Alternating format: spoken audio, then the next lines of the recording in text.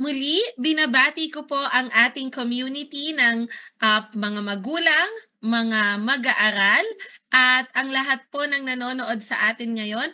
Mayroon na po tayong 137 viewers, 140 viewers as of the moment. So para po tayo ay i-welcome at bigyan naman po ng kanyang maikling mensahe bilang ating punong guro na nagdiwang lamang po ng kanyang birthday kahapon. Belated happy birthday, Ma'am Gia. Atin pong pakinggan ang maikling mensahe na ibibigay sa atin ng ating maganda at mabuting punong guro na si Ma'am Gia Morris. Ma'am Gia?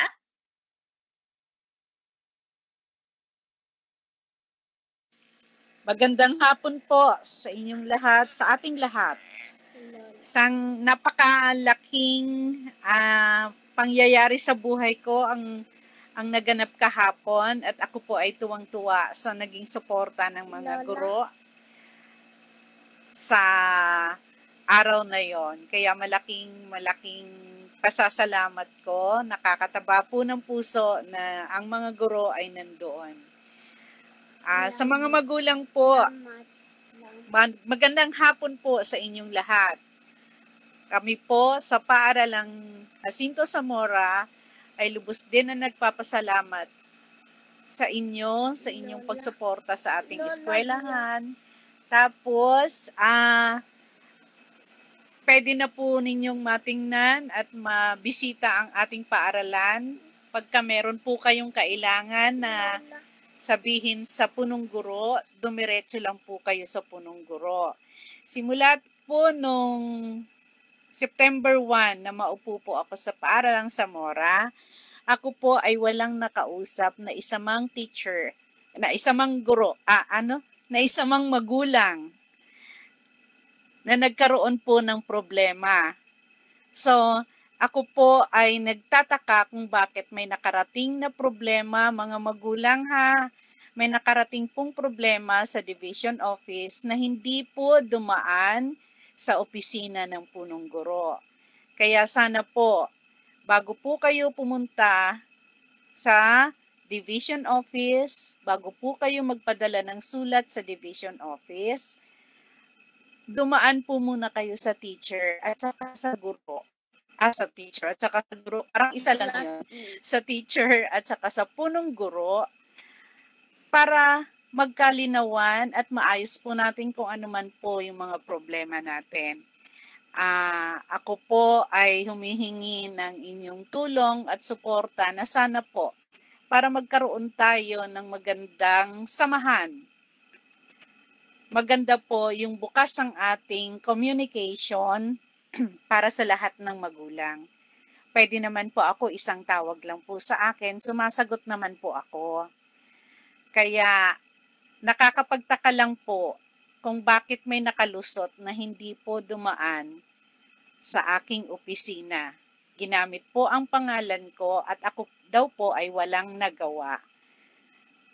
Ipagpaumanhin po ninyo pero hindi ko po alam kung ano yung naging problema at hindi ko rin po alam kung ano po yung hindi ko nagawa.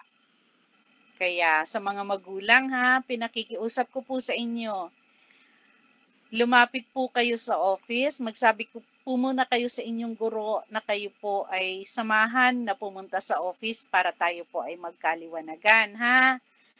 Ngayon, nagpapasalamat ako sa pamunuan sa komite ng isang magandang adhikain, isang magandang proyekto na ngayon ay mapapakinggan ninyo para po sa kabutihan ng ating mga anak. Kaya, sikapin po natin na makatulong sa ating mga anak, sa ating mga guro, at sa ating eskwelahan.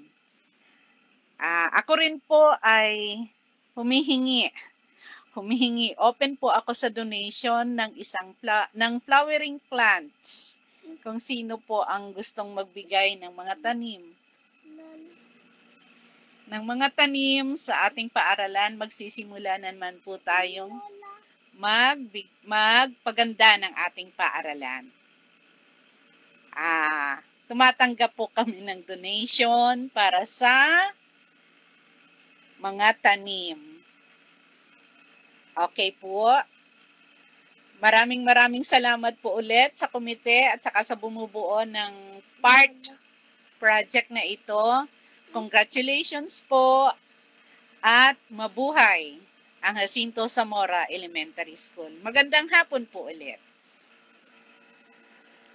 Maraming salamat po, Ma'am Gia. Napakaganda po ng inyong paalala at siguro po ipapaalala nating muli sa ating mga magulang na ang inyong tanggapan ay bukas. Katulad din po ng inyong mga arms, laging open po for the teachers, for the parents at sa lahat nun po may gustong sabihin o may mga hinaing tungkol sa paaralan, maaari nyo pong kausapin ang ating punong guro, si Ma'am Gia. Siya po ay readily available po sa inyong mga kwento o sa inyong mga nais sabihin. Muli po, binabati din po natin si Ma'am Gia ng belated happy birthday and we wish that all your wishes will come true. Maraming salamat po kay Ma'am Gia. Again, Maraming salamat po sa mga pagbati. Salamat po. Ngayon naman, let us be inspired. As an advocate of reading, let us be inspired by a simple message brought to us by our PSDS, Ma'am Ofelia Mampusti.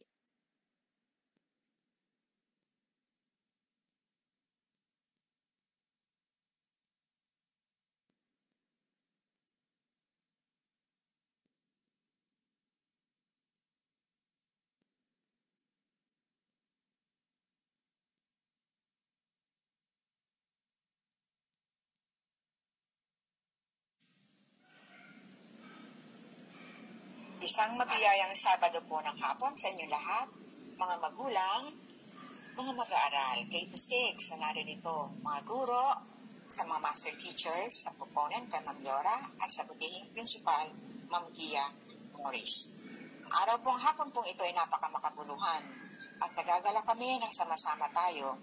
Isa po itong patunay na pinahahalagahan niyo ang partnership ng magandang hapon. Mukhang yung recorded message ay hindi marinig. Pwede na ako mag-message live, virtual live. Sige po. Naririnig nga ako ngayon. Malinaw. Yes, ma'am. Magandang hapon po mga magulang. Kumusta na kayo dyan? Pangalawang pagkikita natin to, pagsasama virtually. Natatandaan niyo yung una, noong tayo ay may orientation. Kaya natutuwa po kami at naririto ulit kayo. Kasama ang ating mga guro, kaya binabati natin ang mga guro sa araw ng Sabado, naririto rin kayo. Mga master teachers, naturally, ang ating pong punong guro na araw-araw ay pumapasok, kaya gaya ng sinabi niya, lagi siyang nandyan. Pwede siguro niyong tawagan, i-message.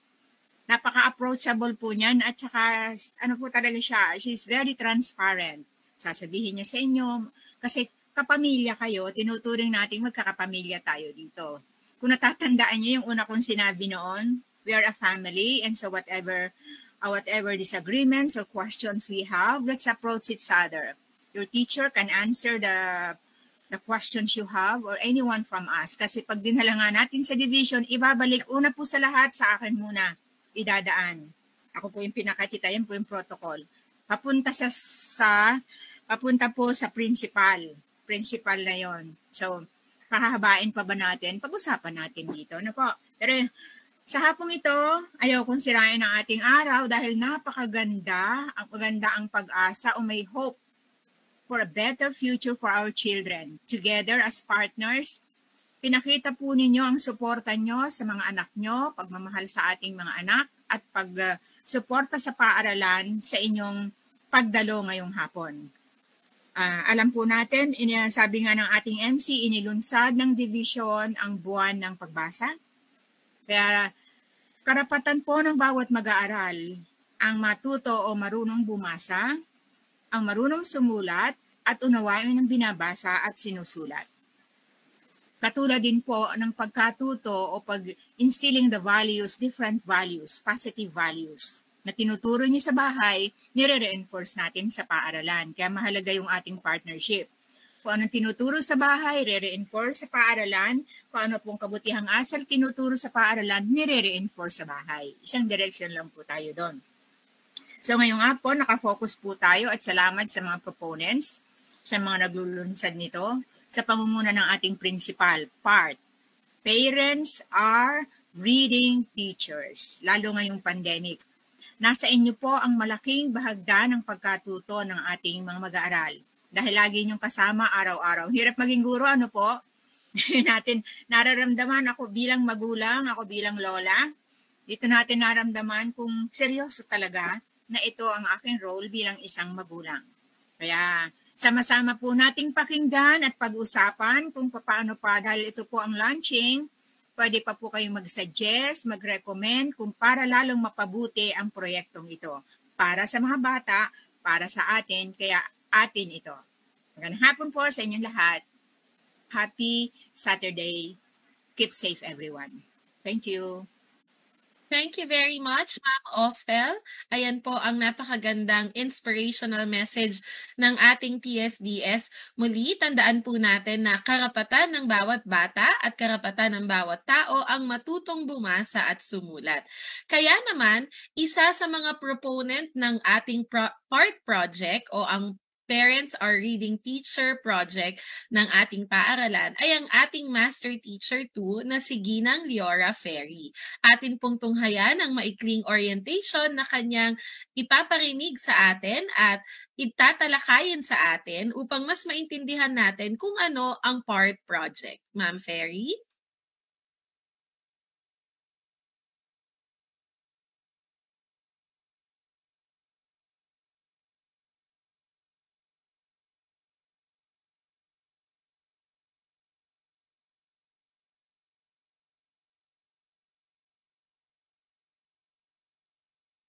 Ma'am Ferry? Mukhang nagkakaroon lamang po tayo ng ayan, nandiyan na po. Ma'am Ferry, the floor is yours. Thank you, Joshelle. Thank you very much. So we start with the part project. Parents are reading teachers. We call this part because everybody knows that the first teacher at home is the parent. So, meron tayong slogan na sa pagbasa, ang magulang katuwang. Parents will be given training on how to teach reading to students. So, wag po kayo mag-alala, dear parents. We are here to help you. That's why we have this orientation/training webinar for us to share how to make reading easier for you and for your kids. Materials will be provided after each assessment activity. So, yun pong materials were already provided by the Division of Manila, and we will give it to you right after your teachers have given the diagnostic tests to your children. Kasi kailangan yung appropriate book ang maibigay sa kanila para yun yung gamitin for reading. Okay. Next. Okay, so let's move on. So, for parents and students, you'll be receiving any of the following materials. Depende po sa diagnostic test result na makukuha ng teacher. So, it doesn't mean na kung grade 3 kayo, ay yung green book yung makukuha nyo. It really all depends on the diagnostic test result. So, don't be disheartened. All are reading materials based on your reading levels. Now, once a week, teacher and student will meet online for 30 minutes to discuss assigned activity. Parents and students are given ample time to study and practice reading the stories and conversations. Audio files of conversations are also available as standard guide. So, ulitin ko lang po, once a week, 30 minutes lang po mag-meet si teacher at yung bata para marinig po ni teacher at nababasa po yung binigay na reading material. Audio files naggawa po kami ng audio files ng conversations para po papakinggan niyo muna sila before you practice reading. Para may guide po kayo kung ano yung mga tamang inflection, pronunciation, at saka yung reading, kung paano po yung flow ng reading. Okay? Consistent meetup with teachers is highly recommended.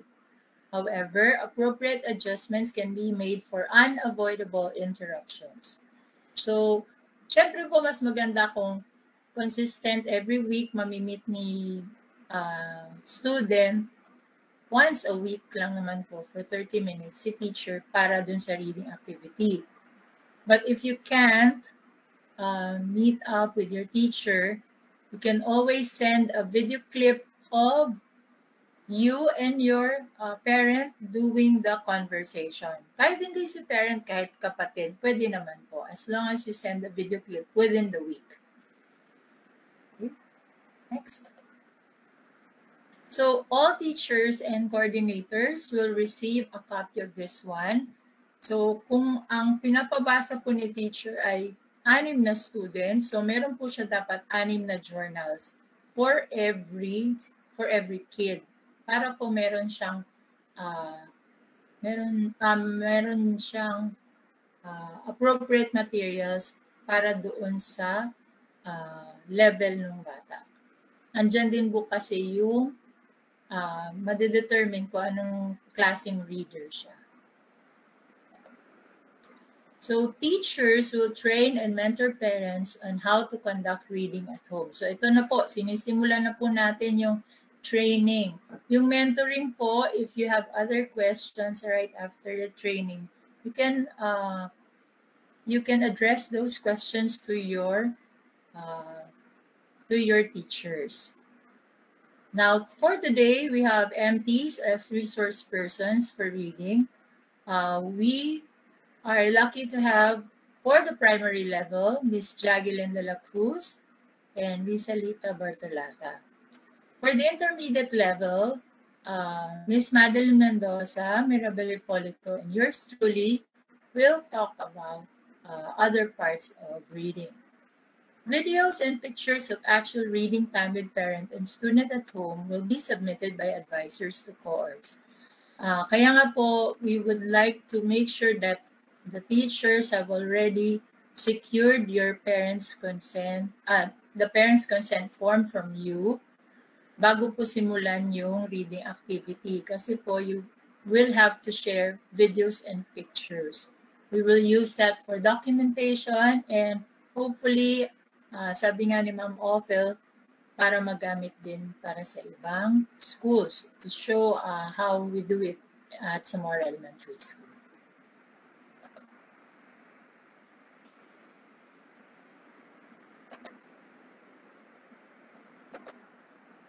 Okay.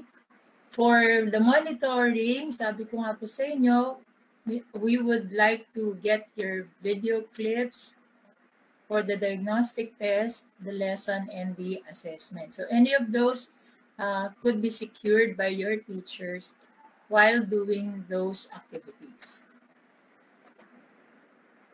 Okay. Let's have the Q&A.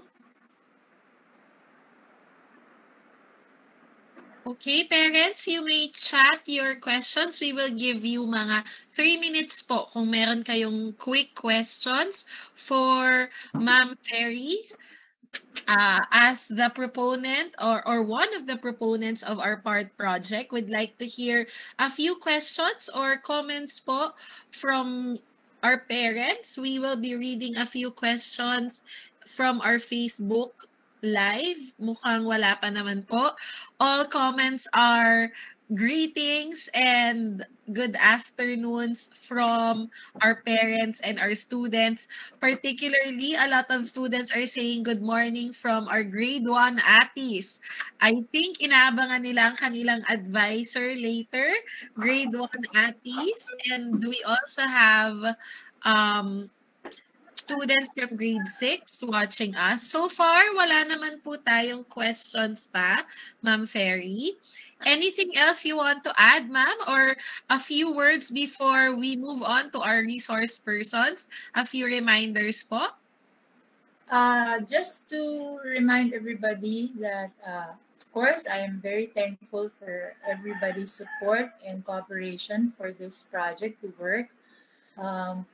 We would also like, again, to ask the parents' support and consistent active participation so that we can make everything successful. Thank you, Giselle. Ma'am Ferry, there's one very specific question po from Daddy Frederick Paraiso Cortez. Ask ko lang po kung may magiging expenses on their end. Siguro po ito, ma'am, they're very concerned about the expenses on their end po, no? Yung kung may gagastusin po ba si mommy o si daddy as the reading teachers at home. Ma'am Ferry? Thank you for the question. Siguro daddy yun, ano? Kaya concerned siya sa gastos. Anyway. Daddy po, daddy nga. Oo, yun. So, I don't see or I don't foresee any expenses except maybe for the internet Wi-Fi load for the 30-minute session every week. So, yun lang po yung na-foresee ko because the materials are digitized. And then we will also be sending them the audio files naman din online. So, wala naman ako nakikita other expenses. Another question, ma'am. Kailan po ang start? Kailan daw po magsa-start, ma'am? Okay, good question.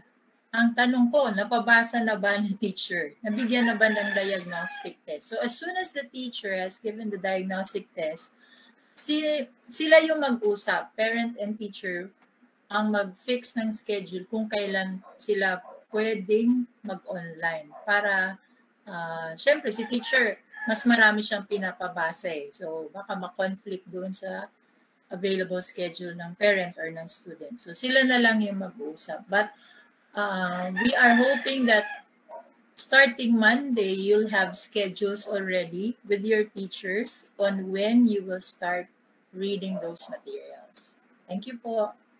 Yan. Siguro, ma'am, we can answer one more question po, no? Merong nagtanong po kasi if they can have a copy of from Daddy Narshi Sebastian. Okay. I'm not sure po kung daddy to or mommy. Can we have a copy of this presentation? I think this particular presentation that you presented, a background on the PART project, Ma'am Ferry?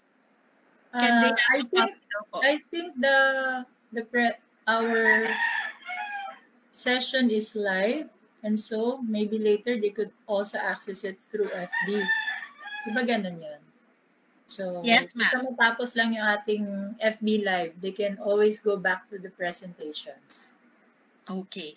So, thank you again to our parents who asked questions. Sa mga may tanong po, maraming salamat po. Sa mga iba pa pong may tanong, antabayanan po natin mamaya magkakaroon pa po tayo ng Q&A. For the meantime, baka po kasi itong mga susunod nating resource persons ay masagot ang inyong mga tanong. Kaya naman, hindi ko na po pahahabain ang introduction sa ating mga tagapagsalita ngayong hapon. Uunahin po natin sa primary level. Sila pong dalawang ating speakers na susunod ay ang gagabay sa ating mga magulang na ang anak ay mula kinder hanggang grade 2 na kailangan po ng gabay kung paano ba mga nanay, paano ba nyo ituturo ang pagbasa sa mga anak nyong ito.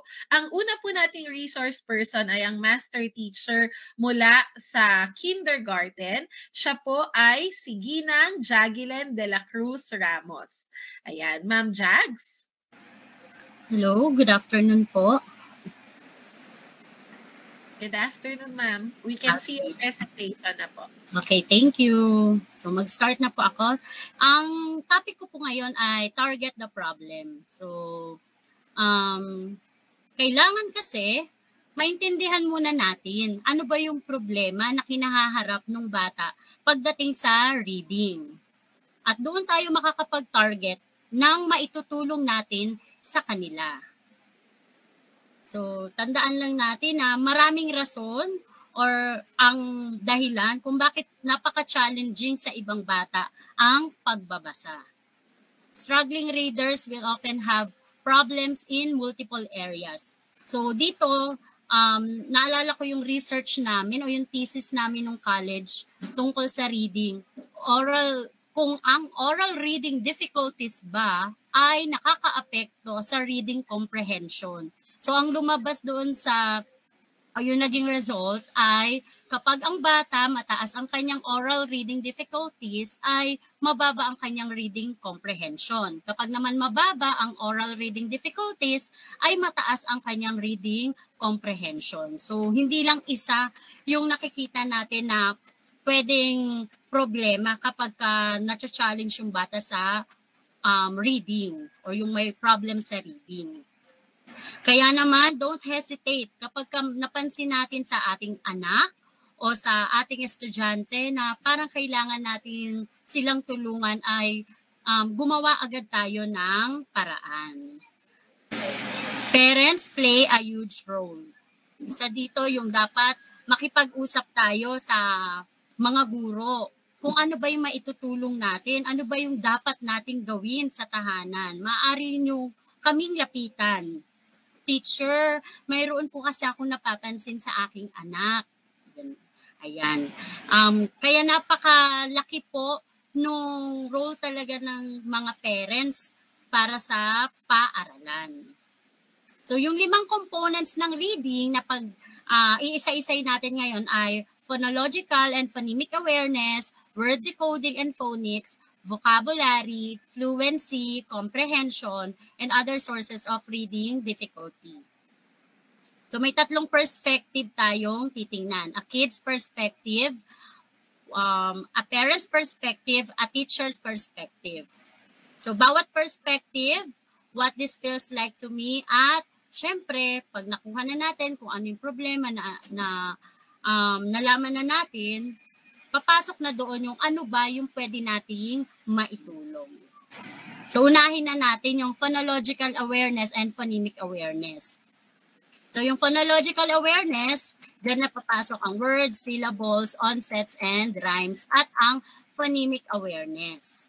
At sa phonemic awareness ay ang blending sounds, isolating sounds, segmenting sounds, adding, deleting, substituting sounds. So para mas maintindihan natin, ang phonological awareness, ang isang pangungusap ay binubuo ng mga salita. Ang isang salita ay binubuo ng mga pantig. At ang mga pantig na ito ay mayroong mga katugma pa na salita. Dito na papasok yung onsets and rhymes. At yung smallest part ng isang salita ay yung letter sounds. At dito na papasok ang phonemic awareness.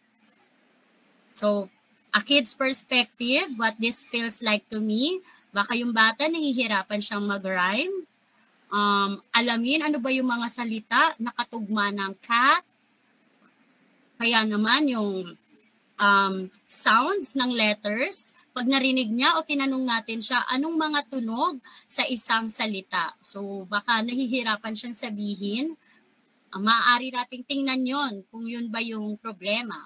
O kaya naman ay pagpapantig ng mga salita. So halimbawa, alamin nga natin anak kung ilang pantig mayroon ng isang salita gamit ang pagpalakpak. O halimbawa ang pusa, pusa. Ayan. So kung yung anak natin o yung estudyante natin ay nahihirapan dyan, ano ba yung pwedeng itulong ng bata sa sarili niya? Siyempre, una, maaari siyang o willing dapat siyang maglaro ng mga salita at yung mga sounds. Maging patient siya sa pag-aaral. Ayan. At syempre mag-practice. So a parent's perspective, what I see at home, ito yung maaari mong tingnan na mga napapansin mo sa inyong tahanan. Lalo na ngayon, mahaba talaga yung oras o talagang namang nasa bahay ngayon yung mga bata. Kaya malaki yung role talaga ng parent na kayo yung magsabi sa teacher na ano yung mga napapansin ninyo sa kanilang pagbabasa. So maaari ninyong baka may napapansin kayo na difficulty of thinking of rhyming words, O kaya naman ay hindi siya nagpapakita ng interes. So ano ba yung pwedeng maitulong ng isang magulang? So activities, do sound-related activities. Make up sentences with words that begin with the same sound. O yung ano ba yung mga salita. O kaya naman, ang mga salita na nagsisimula sa ganitong tunog. Yan. Computer games. Read books with rhymes. Sa teacher's perspective naman, ano yung nakikita natin sa classroom o sa online class natin? Maaaring hindi correctly complete yung blending, nawawala yung huling tunog. Ayan. Medyo dito sa doesn't correctly complete blending, napapansin namin ito sa kinder. So, doesn't correctly complete phoneme substitution, hard time telling how many syllables. So ano yung maitutulong natin bilang teachers? Teach in small group. So tingnan natin kung ano yung kakayanan ng mga bata at igrupo natin sila sa kakayanan na ito at bigyan natin sila ng activities nang naaayon sa kung ano yung kanilang kakayanan. At katulad nga ng part, ayan, kailangan magkaroon tayo ng schools reading program and other materials include skill building on phonemes. So may i-share akong videos. Okay, I've done this one before. It's super easy. Rhyming hands, take 2 words. Cat, bat. Cat, at. Bat, at. Those rhyme, take 2 words. Frog, bird. Frog, og. Bird, erd. No way. Rhyming hands, dimple, 11. Okay, I've done this one before. It's super easy. The name is awareness check. If you want to challenge yourself, duet us before watching the rest of this video. I'll give you a few seconds to guess, and then I'll tell you the right answer. They're going to start off easy, and then they're going to get progressively more difficult. Say candy, but don't say can. Say paragraph, but don't say graph. Para. Say strong, but don't say wrong. Say quack, but instead of ack, say it. Quick. All right, and here's for the big challenge. Say this word backwards. Niflod. A hard one. Dolphin. Good luck. We can't wait to see your videos. Let us know if you want more challenges. Our word is him. Can you say him? Yeah.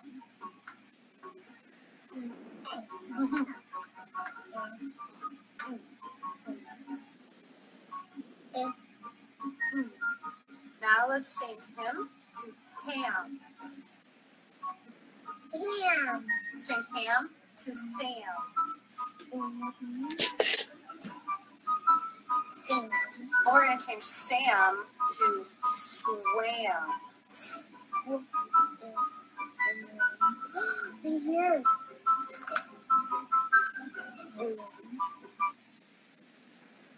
Okay, so next natin ay word decoding and phonics. Sa decoding, ito yung ability to apply your knowledge of letter-sound relationships, including knowledge of letter Excuse me, Ma'am Jad.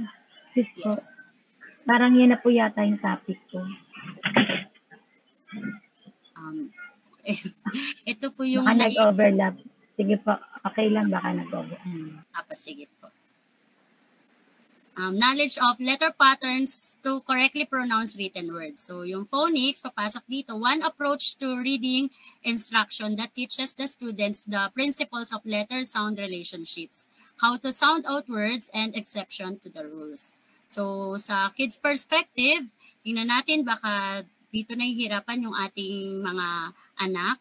So nai-stuck sila when I try to read a lot of words, figuring out the words, don't like to read on my own. So ano yung pwede nating itulong sa mga bata? Play with magnetic letters, spot familiar words and letter patterns, write notes, emails, and letters. So next, sa parents' perspective, yung mga, baka nakikita rin natin ito. So, okay ma'am. Ano po ba, ma'am? Ano po ito, ma'am, yung mga problem, tapos ano yung mga solution na pwede nating ibigay sa kanila. So, ano po? Ma'am Jags, nakahati po kasi yan by topic. Okay po, ma'am. Okay po. Thank you po. Thank you po. So, thank you and good afternoon. It looks like, ayan po, maraming salamat Ma'am Jags. Maaari pong magtanong ang mga magulang kung meron po kayong tanong tungkol sa tinalakay ni Ma'am Jagilyn. Pero personally, no, I like how Ma'am Jags showed na ang TikTok pala ay hindi lamang ginagamit para sa mga sayaw at trending na mga pranks and all. Nakaraniwan nating nakikita sa ating mga accounts ng bata. Sana po ay gamitin din natin ito sa magandang paraan. Tulad ng pinakita ni Ma'am Jags, there are so many materials ng panaturuan ng ating mga anak sa pagbasa sa TikTok. So sana po ay maging bahagi iyan ng inyong routine bilang parent teachers or parents as reading teachers. Kung wala naman po tayong tanong, Ma'am Ferry, can I read a few questions po for Ma'am Jags? Please po. Opo. Ayan. So, meron po tayong unang tanong dito. Ano po yung dyslexia? Paano po kung ang bata ay may dyslexia kaya mahirap makapagbasa? Ito po ay tanong ni Mommy Marichu Bakad. Ma'am Jags or anyone po from the group can help Ma'am Marichu Bakad with her question about dyslexia. Ma'am Jags, are you there?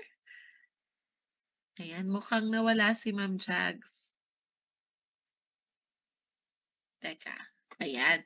Siguro I can help out with this or anyone po from the group, Ma'am Ferry, Ma'am Bartolata, who are experts in reading or teaching reading. Baka po we can help Mommy Marichu with her question about dyslexia. Pero kung ako, no, Mommy, it's very important to get diagnosed. Importante po siguro talaga na eksperto ang makapagsabi kung ang ating anak ay meron pong kondisyon o kung sinasabi nyo nga po may dyslexia na dahil mahirap po mag-self-diagnose dahil kung po ito'y mula sa eksperto, doon po natin mas magagawa ng paraan o mas maituturo ng tama yung naaangkop sa kanyang kakayahan. So, for me as a teacher din po of early childhood, it's very important to get diagnosed po sa ating mga anak. Kung meron kayong napupuna, kailangan po ay hindi natin siya kaagad pangalanan ang kondisyon ng ating mga anak. Kailangan po talagang makakuha tayo ng expert advice mula sa ating mga medical experts. At nang sa ganun po, yung pong tamang process ng pag-address sa kanyang pangangailangan ay magawa po kung tama po ba siya sa teacher na ito o may mas angkop na guro para sa kanyang kakayahan. So, ayan po. Mommy Marichu, sana po ay nakatulong kami sa inyong tanong. Other than that, I think Ma'am Ferry, Ma'am Bartolata, if wala na po tayong idadagdag, we can move on to the part po of Ma'am Rizalita Bartolata. Ma'am Bartolata, it's your turn. Si Ma'am Bartolata po ay matagal nang nagtuturo ng pagbasa sa grade 1. Good afternoon. Napakagandang maging resource person natin sa hapong ito kung paano nyo gagawin ito sa inyong mga tahanan. Ngayon, Ma'am Bartolata, ililipat ko na po sa iyo ang mic, Ma'am. Yes, ma'am. Thank you very much, Ma'am Jos.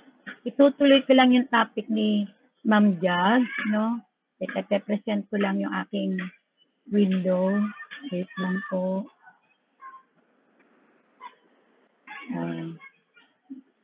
Yung aking slide. So, yun nga po, sa huling binanggit ni Ma'am Jazz, no? Another skill in beginning reading is word decoding, no? Word decoding. And what is decoding? minsan napagkakamalan natin ang decoding, nagbabasa na ang bata. Hindi pa po. When we say decoding, ito pala yung pagsisimula niya ng pag-atake ng salita. Word attack. Yun lang po yan. Kasi yung iba, may mga magulang, no, pagka natapos na ang taon sa grade 1, sasabihin, ma'am, nakakapagbasa na po ang aking anak. Paano niyo po nasasabi? Halimbawa sa salitang masaya, no? Sabihin niya, ganito po magbasa, ma'am. Yeah. Okay. So, hindi natin minsan tinatanggap na yun ay actually reading. Kasi when we say reading, fluency is very much involved, di ba? Pag may fluency, may tatas, may katatasan. Tama ang pagbigkas, yung bilis, no? May proper posing, may speed, gano'n ang sinasabi natin actual na nagbabasa ng bata. In decoding, it is the ability to apply your knowledge of letter-sound relationship, no? Especially, it includes knowledge of letter patterns, so letter patterns. So, example niyan ay yung mga words na ina-expose natin sa mga bata by word family. So, ang example ko rito, yung 8 family words, no?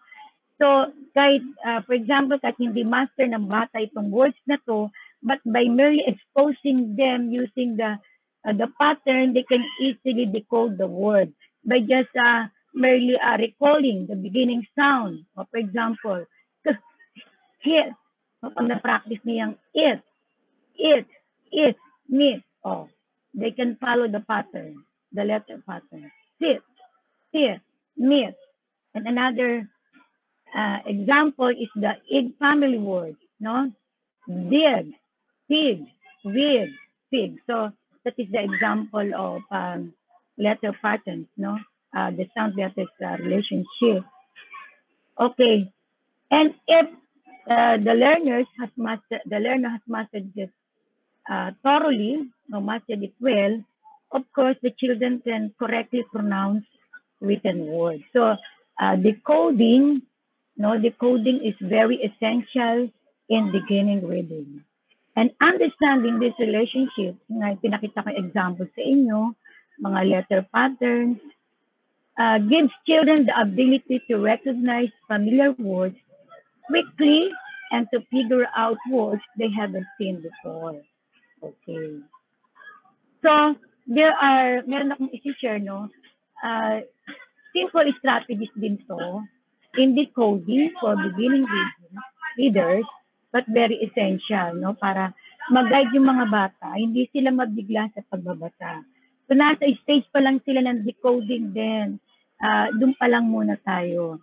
Expose lang sila na expose. So, number 1 strategy is look at the whole word. No? For example, this word is yesterday. Hindi agad sinasabi sa bata, basahin mo to. You give him a few seconds, no, to look at the whole word, i-analyze niya muna yung beginning sound, so, like that, no? So that's it. Look at the whole word. Bigyan ng kaunting oras muna yung bata, no, mga magulang, kapag pinababasa natin sila. Hindi natin sila minamadali, no? Kasi nire-recall muna nila ano ba yung unang tunog, what is the beginning letter. Okay, that's it. So another strategy, very simple lang din to, look for parts or chunks. I know. So, ina-analyze din ng bata kung ilan ang syllables. No? Sa isang salita, like the word being, there are 2 syllables there, being. So, bago niya i-attack yan, analyze niya muna ilang bang syllables meron yan. And then, pronounce the word, being. Another example in yesterday. Yesterday. So, in his mind, tinitingnan niya kung ilan ang syllables doon para pag nakita niya yung pattern ng syllables, let's say CBC pattern siya, hindi siya mahihirapan na i-decode. So, and then pronounce the word yesterday. Pwede rin mabagal kasi decoding pa lang. Kaya sa decoding parang robotic ang bata no? Kasi sinisilabdicate niya lang ang salita. Kinakapa ang beginning sound, no? Tinitingnan niya yung pattern, no? Ganun pa lang sa decoding. So, ayan. Okay? Yesterday. And then, paulit mo sa kanya. Yung correct pronunciation. Yesterday. Yan. Okay. Another one, ayan, di ba tayo mga parents, of course, when we ask our children to read, usually siyempre nag-start tayo sa beginning letter. So, pwede rin yung gamitin na put my finger under the beginning of the word. Kasi parang binibigyan mo siya ng focus, no? Doon ka muna sa beginning letter para ma-record niya yung sound nun. Now, the example we have here is the consonant cluster. B, b, b. Hindi mo pwedeng paghiwalayin yan. So, kung namasa niya yung consonant cluster, hindi lang siya rito sabi i-blend niya. Blah, blah, blah, blah. No? Siguro itong example natin pwede ito sa grade 2 and grade 3. Alright. And then, yun nga, you blend the sounds together to read the whole word. To read the whole word. Maipakita ko lang to. For example, another simple strategy in decoding. For example, sana nakikita nyo, no? For example, the example of the word is a CBC example, CBC word, math. You frame the beginning sound. You frame it, so yung focus ng bata nandun sa beginning letter or beginning sound. And then, siyempre yung pattern, if it is at family, ayan, stop mo na yung presentation para medyo lumaki ako. No, i-blend niya yan, no? Then, the at family, blend it together. At, na. Of course, you teach them how to blend properly kasi baka pwedeng parang nag-segmentation siya kasi nasanay siya ng at, puro at. So, assist the child to blend it correctly. Then, at, put them together. Na. Okay, that's it. Yun yung framing. The beginning sound is one strategy in decoding. Okay, let's continue in presentation. Okay. Another is, this is a very simple strategy, my dear parents, mga kasama kong teachers, siyempre baka nagtuturo na rin kayo sa mga anak nyo, o maybe someday maging grade 1 o kinder teacher kayo, naging type nyo sa primary, why not? So ito, pwede natin bigyan pansin ito, no? So slowly stretch out the sounds or chunks in the word. For example, another example is the CBC word math. Stretch mo, no? Say the beginning sound, the middle sound, Okay. So, doon pa lang, sabi nakapanya na lahat ang sound nandun sa loob ng word na yun. Okay. And then, attack the beginning sound, and then and then finally, parang katulad din ng ginawa kanina, kaya lang, in-stress ko yung framing. Math. Kaya meron ako ditong term. Math. Okay. That's it. It's very simple. Let's go to phonics. Phonics is one approach to reading instruction that teaches students the principles of letter sound, relationships, how to sound words, and exceptions to the word. My example here is, siguro pwede magamit ito sa grade 2 or grade 3. Yun na pag nag-drill kayo, no? Yun ang mga preliminary sa mga grade 3 teachers, nag-drill words sila. So, in phonics, my example here is determining whether you put the final sound K or the final CK. So, may ruling dito, no? For example, if the word has the long sound, of course, we use the final letter K at the end of each word. And if it is short sound, we use the CK letter. So, paano ba gagawin to? Of course, we can teach it, lahat ng ginagawa namin in the primary level, we use the explicit instruction. We teach this thing in its explicit way. Paano? Mag-model muna si teacher. Expose a set of words with long sounds and then another set of words with short sounds. May model the teacher, read the words over and over, and then let them listen to the words and then ask them, no, kung if i-analyze nila, no, if they can notice something in the set of words that you have shown. Yan. O teacher, sa group A, there are words with long sounds. Okay.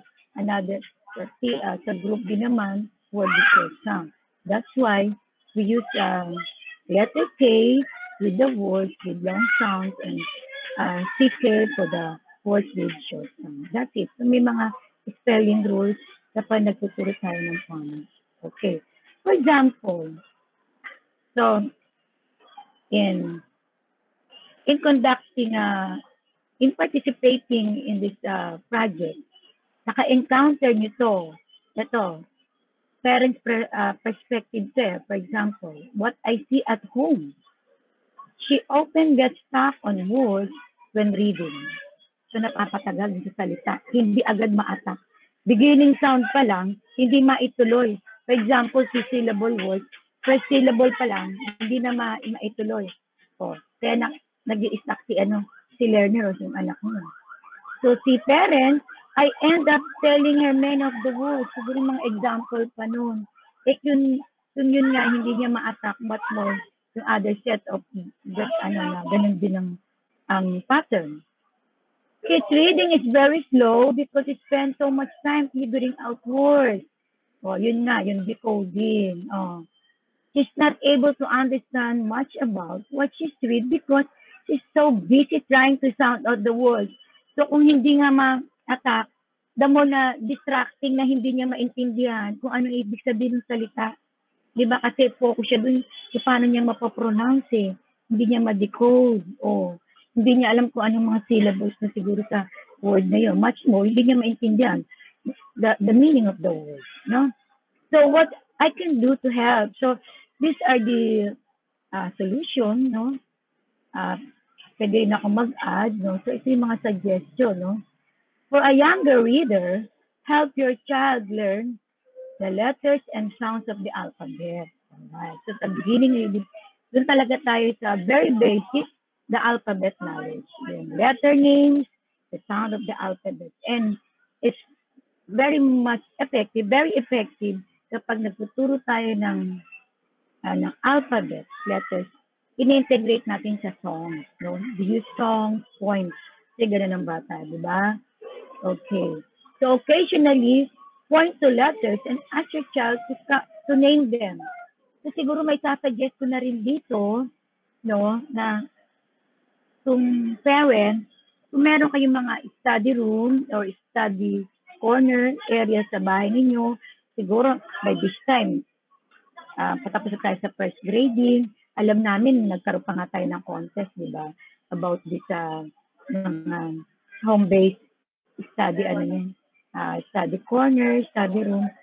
So, you might as well maghang kayo ng mga alphabet chart, no? And then, every morning, o pagka may free time siya, you sound out the alphabet letters and then give the sound, no? Dapat lang siyempre i-assist kayo ng mga teachers kasi iba-iba ang mga sounds. Saka iba-iba rin yung forma ng tunog. Minsan kasi nasa forma ng labi, minsan ang letrang B o letter B at saka letter P, pag tiningnan ng bata yan visually at nahihirapan siya sa auditory discrimination, parang pareho ng tunog yan. Parang pareho ng tunog. So i-assist tayo ng ating mga in-charge teacher paano natin gagawin ito. So kailangan sineseparate natin yung mga sound na galing sa labi, no, palabial. Hindi pwedeng pagsabayin tulad ng letter P and letter B kasi mako-confuse ang bata. Kasi yung forma minsan ng lips, ang kanyang reference kung minsan pag mahina ang kanyang auditory discrimination. Alright. Encourage your child to write and spell notes. O ayan, ito yung kung may mga emails kayo, tatanggap nyo. Okay. Spell notes, yung mga simple notes sa bahay, lalo na ngayon, mga birthday cards, nakikita niya yan, encourage him na i-spelling bawat letters o bawat word na yun. Iba nga, minsan, they can read those words, yung mga Merry Christmas, kasi na-expose sila doon. Though, hindi talaga sila nakakapagbasa pa. So, that's merely sight reading, no? Kasi, na-associate nila yung sa, sa buhay nila, no? Kasi yung mga seasons na yan, napaka-importante sa ating lahat. So, madaling ma-associate ng bata, madaling yung matandaan. Okay. Talk with your child about the irregular words. Ito na yung mga sight reading words. So, sight words, no? For example, yung said, are, and in grade 1, as much as possible, may ituturo namin yung 100 those list words. So, I have here examples of those words, those list words. For example, is, are, has. Kapag nagtuturo tayo mga parents, we always start left to right tayo, hawag pababa. Hindi, pag ganito tayo, we start sa kaliwa, sa kanan. No? Kasi yun talaga ang standard in reading left to right progression scheme. Yun. Is, are, has, this, after, that, in, under, have. So, these are some examples of those list words.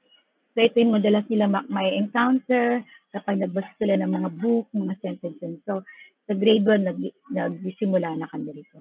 Siguro binabudget namin so dahil we start English subject sa third grading, no?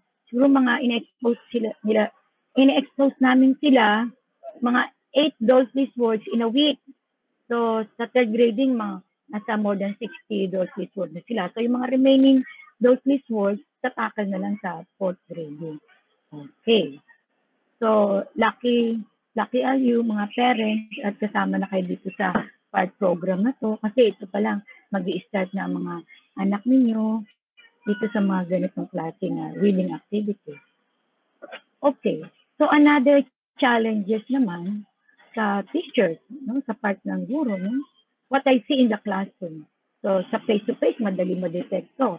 Pwede rin sa online, kaya lang very limited ang exposure. Kaya minsan talaga, siguro marami pang online activities, minsan para ma-detect nito. Pero ito na rin, no? In general, mapapansin natin, no? As a reading teacher, no? Another challenge. So, a challenge is he has difficulty matching sounds and letters, very common so, which can affect reading and spelling.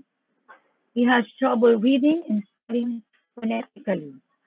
He decodes in a very labored manner. So, masyadong talagang hindi niya ma-decode yung salita.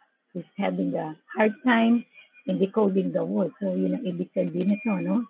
So, as a teacher, as a reading teacher, so ito yung mga suggestion, paano masolusyonan ito. What I can do to help, have students sort pictures and objects by the sound you're teaching. So, of course, the primary learners talagang, we always use illustrations, pictures with correct sizes. Hindi ba mga pictures na within or pictures within their experience, within their schema. No, yung common sa kanila, doon muna kayo mag-i-start. No? For example, if you are teaching beginning sounds of letter A, so yung mga objects muna na common sa bata. What you see it? So, like apple. No? Ant. Okay. So have students sort pictures and objects by the sound you're teaching. Have children say the letter sound over and over again. Yes, the primary learners, hindi na, okay. The primary learners po, ang repetition method ay hindi na nawawala. Hindi, sabi nga sa akin nung dati ko rin master teacher there, ako adult na tayo, minsan tayo ang nananawa. No, sabi niya, ulit-ulit. Sa ulit-ulit. Repetition method is also effective. An effective way of teaching, no? Dahil ng mga phonetic sounds. Teach phonics in a systematic and explicit way, preferably in first grade. So, yun nga, yung systematic teaching phonics, yung you start with the rhyming words, beginning sound, ending sound, the CBC patterns. They discriminate words with long sound, with short sound. So that's it. And then you teach those list words, integrate them with the phrases, and then expose those phrases, let them read and read, hanggang i-drill mo siya. Okay, so hanggang maging fluent na siya dun sa mga phrases na yun, then expose mo na siya sa mga simple sentences. So those are systematic way in teaching drill and drill hanggang ma-master niya. Of course, you start first with the simple words, mga CBC, bago mo integrate yun sa phrases or integrate yun sa mga simple sentences. Drill and drill and drill. Alright. So, of course, use manipulatives to help teach letter sound relationships. This can include counters, or for example, they are counting the syllables in a word. So, may mga counters dyan, and then sound boxes and magnetic letters. Okay. So, these are the basic principles in teaching beginning reading. For example, meron pa ako rito, ilang segundo na lang ba ako? Okay.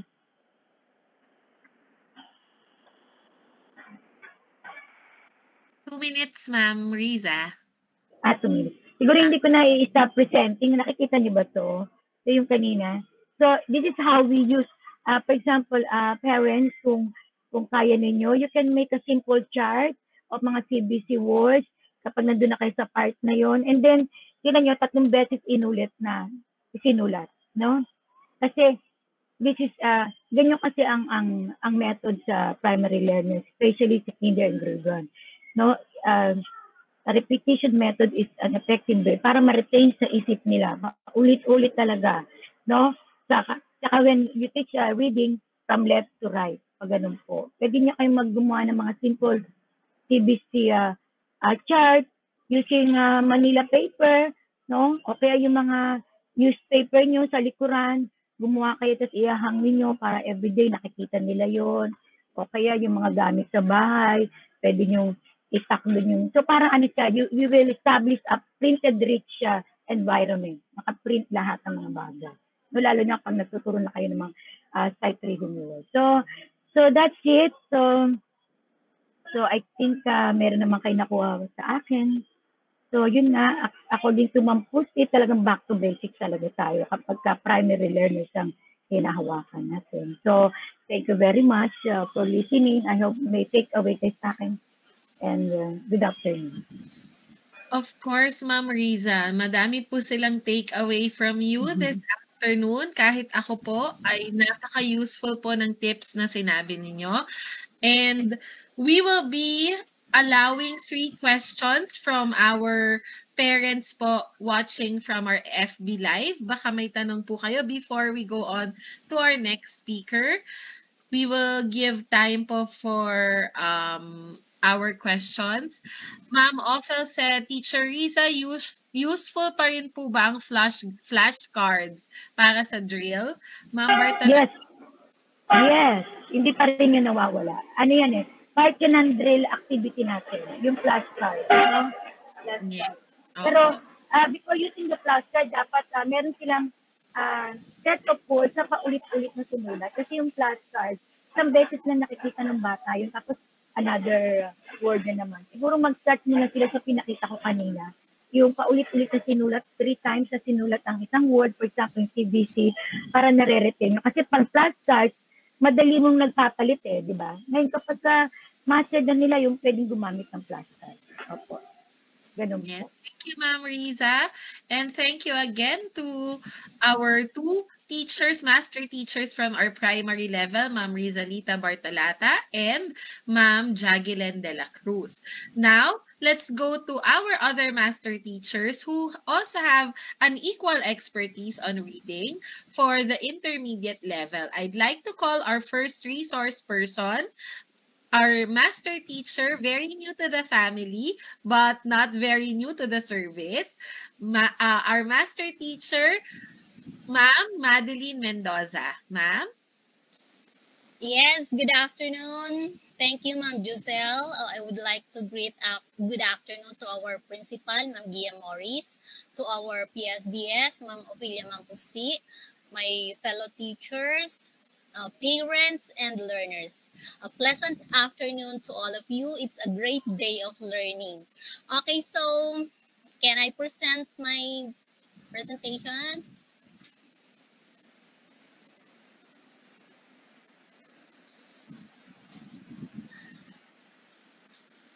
So I would like to present.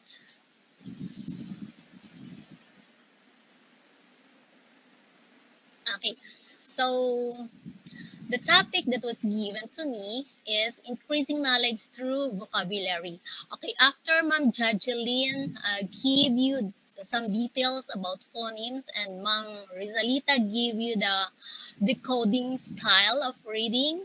So this time, I guess that time the children already know some words. So let's widen the array of their reading knowledge. So this time, can you see my presentation, by the way? Hello? Yes, ma'am. Your presentation Okay, po. thank Ma'am, you. can you present it po so that we can see the whole slide? Yung slide show niyo na po, ma'am. Okay. Sige, ma'am. Thank you po. Slideshow.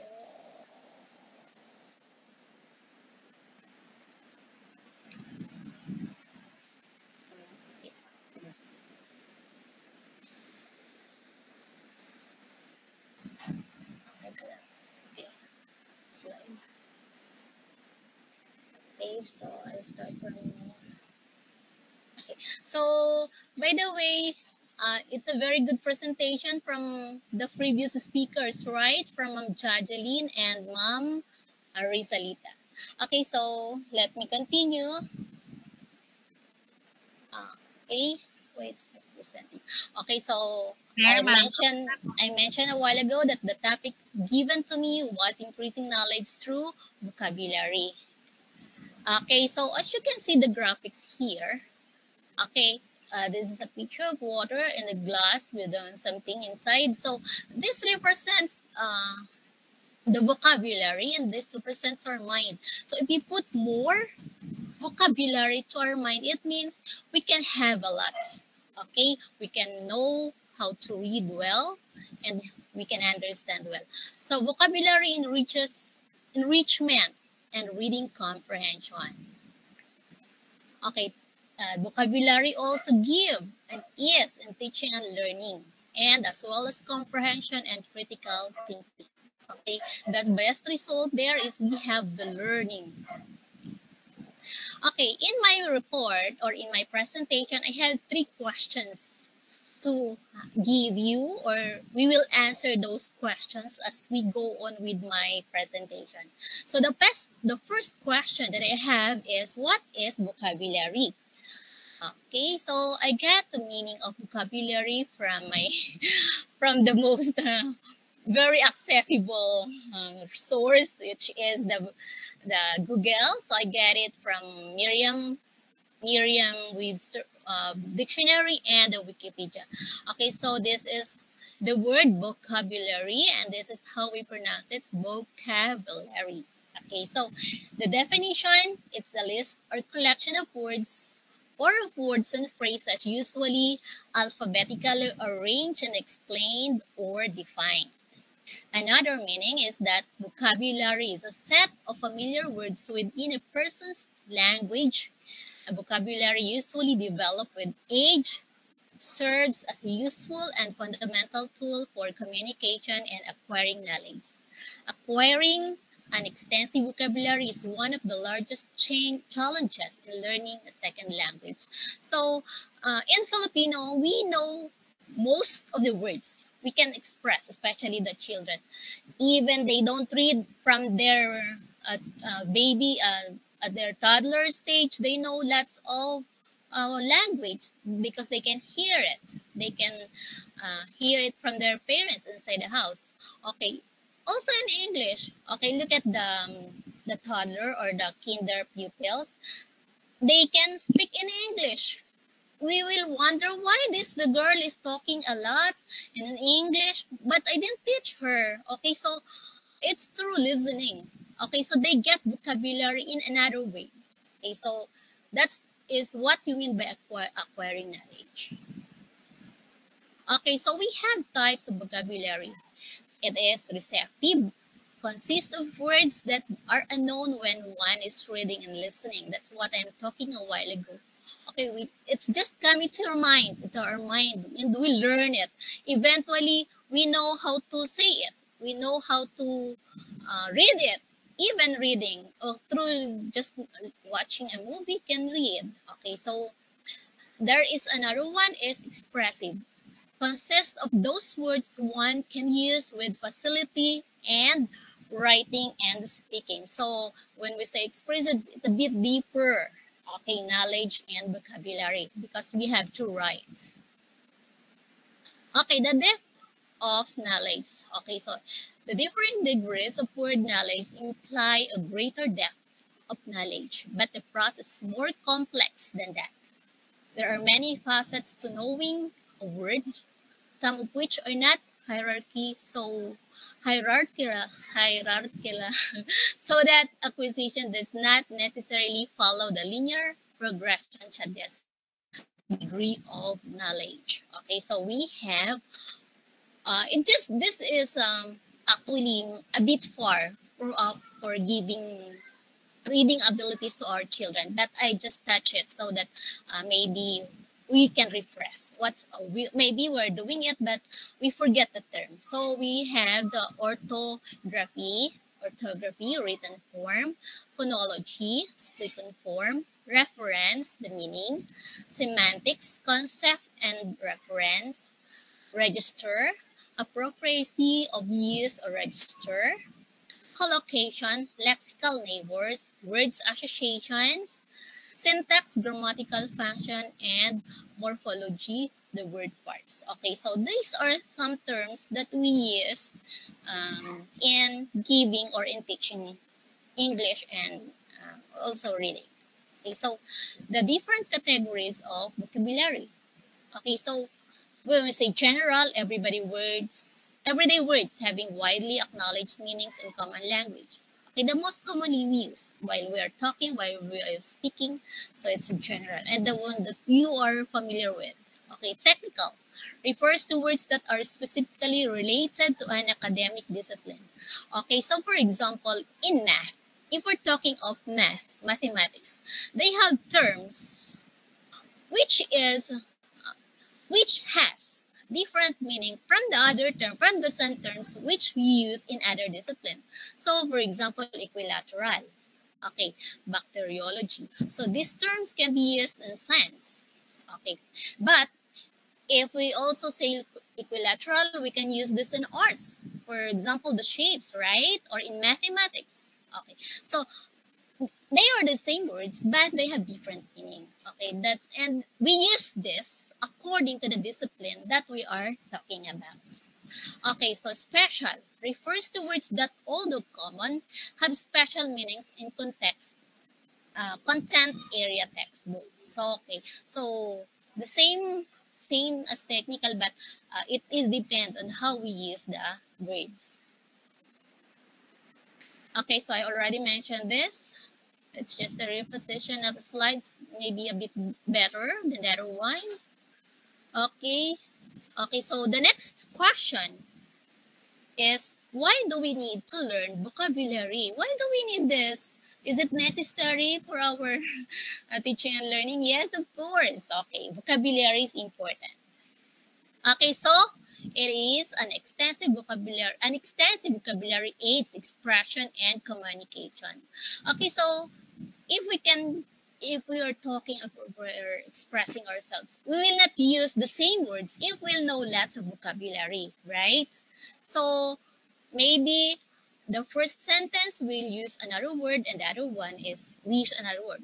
Actually, it's synonyms. We say it's synonyms.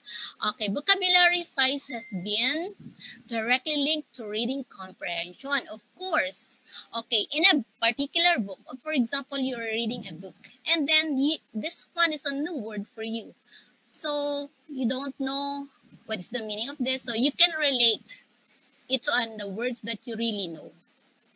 Okay, so linguistic vocabulary is synonymous with thinking vocabulary. Okay, so linguistic vocabulary, the different language. A person may be judged by others based on his or her vocabulary. Let's forget this. Let's just make it a passing words. Okay, because there's a negative expression if we say we may be judged by others based on their vocabulary. So although we have a high look at those sort, having very intelligent person that knows lots of jargon words. So actually we look up, right? Especially if there are speakers that know something. But sometimes those words we cannot comprehend well. We like to hear it because it's new to us. But when we go ahead to the comprehension, it's a different way. Okay, so Wilkins said in 1972 said, without grammar, very little can be conveyed. Without vocabulary, nothing can be conveyed. Okay, so that's how important the vocabulary is. So their parents, I guess you understand what I'm talking about. Okay, so how to learn vocabulary? Okay, let's go. Okay, vocabulary acquisition. Okay, learning vocabulary is one of the first steps in learning a second language. We know that our first language is Filipino. We also have the dialect, which is from the MTV. Okay, and the second language that we are using is the English. Okay, Philippines is very familiar to other country because they say, according to the survey, that Filipinos are also good English speaker. Okay, that's why lots of call center are in our country. But the learner never finishes vocabulary acquisition. Whether in one's native language or second language, the acquisition of new word is an ongoing process. Okay, there are many techniques that help one acquire new vocabulary. Okay, so from the small children, from kindergarten to grade 1, okay, so we can have the graphic and word association. So we'll present a picture and we will show the word. Okay, so graphic and word association. Okay, memorization. This is an old style, very obsolete style, but still useful. Okay, so although memorization can be seen as teachers are boring, associating one word in the native language with the corresponding word in the second language until memorized is considered one of the best methods of vocabulary acquisition. Okay, so we can do repetition of spelling, pronunciations, and meaning. So that's how we learn vocabulary through memorization. Maybe, do you notice some songs are having the repetitious words? So it's a good example. We can memorize through songs. Okay, we can memorize the word, the vocabulary, in poem and poem reciting. Okay, so that is memorization. And a good example of memorization. Okay, we have another, the keyword method. Okay, vocabulary is to use mnemonic devices or to create association between words that is known as the keyword method. Okay, so sometimes we hear words that it's not familiar to us, but if we associate or we give sometimes a clue or the keyword, we can understand. For example, you went to a restaurant, especially the children. I know teachers and parents, you know this, but I'm giving this example to our children.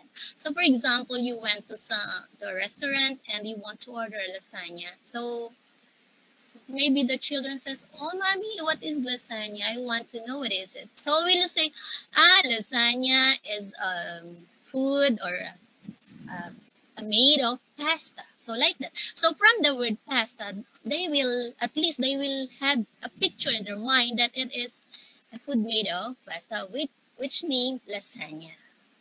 Okay? So you can have more example of it. Okay. So the other way is word list. Okay, several word lists have been developed to provide people with a limited vocabulary, either for the purpose of rapid language proficiency or for effective communication. Okay, so for example, the children, the mother and the child went to somewhere. For example, you went to a museum. Okay, so you asked your children or your child to wrote those words that they can see. So they already have the word list. For example, you went to Jollibee. In Jollibee, there are posters, right?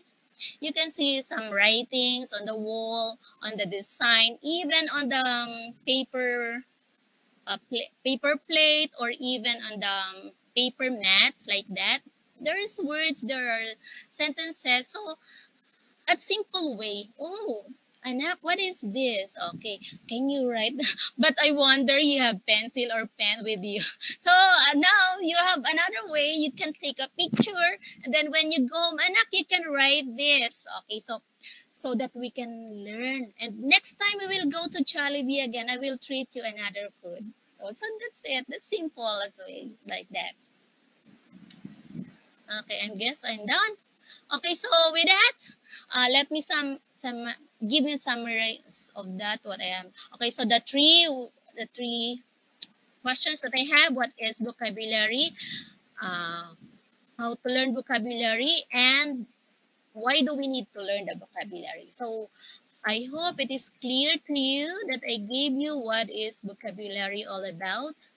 And children, be ready to see your books and have a list of unfamiliar words with you. So you will receive your book, the red book, the green book, and the purple books. There are lots of things that you will learn. It is really exciting. Okay, so with that, you have an enlightened mind, and you can read. Okay, children, thank you so much, parents. Thank you for listening to my fellow teachers. Okay, thank you so much. Okay, this is at your service, Teacher Madeline Mendoza. Thank you so much. Thank you so much, Ma'am Madeline. And I'm sure parents who are watching have learned a lot of tricks and techniques from you po.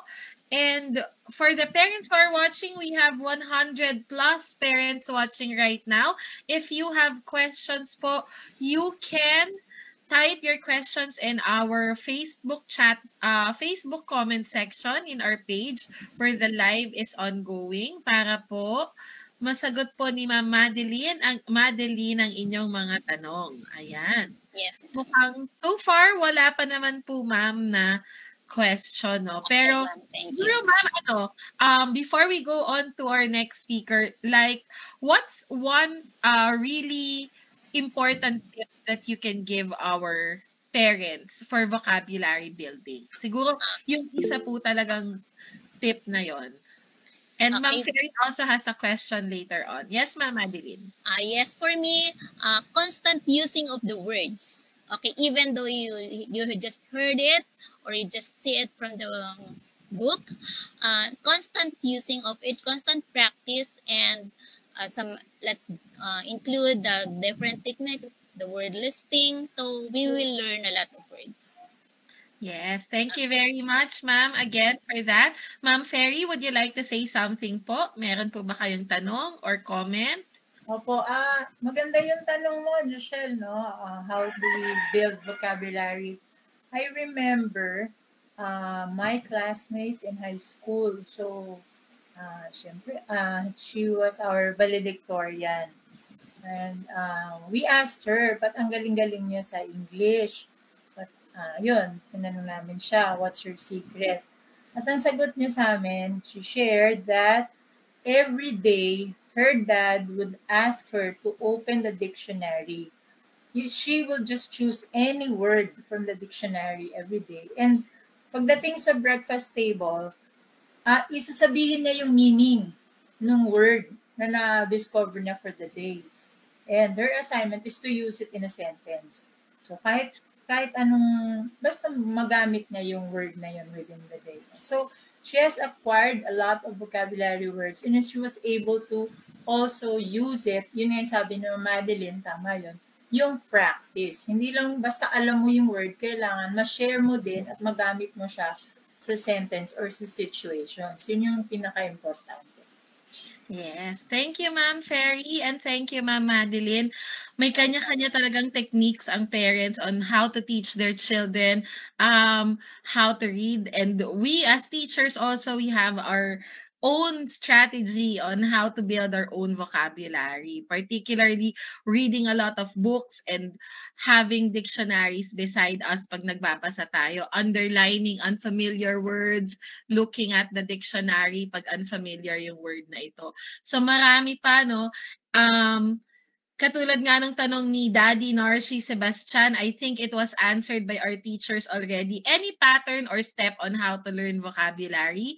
Yes, sir. I think it's very important to read a lot. So, and when you read a lot and you encounter a lot of words na unfamiliar, si dictionary pa rin is a very, very reliable source on building our vocabulary. And yun po para sa mga bata and sa parents, don't be afraid to use words, and especially English words when you talk. Kasi pansin ko, no, Ma'am Ferry and Ma'am Madeline, correct me if I'm wrong, there are so many parents na pag nag-i-English yung anak nila, ka mag-English dyan, pa-English ka. So parang they are hindered into really speaking the language. Pero ang totoo po niyan, it's their way of practicing. Tama po ba ako, Ma'am Madeline? Ma'am. Yes, ma'am.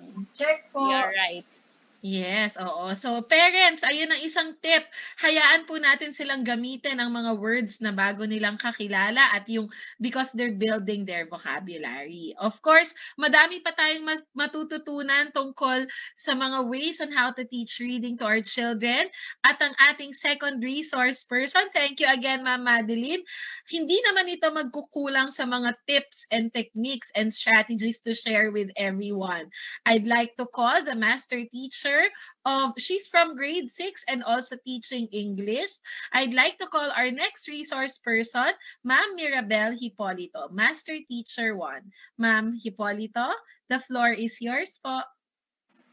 Thank you, Ma'am Giselle.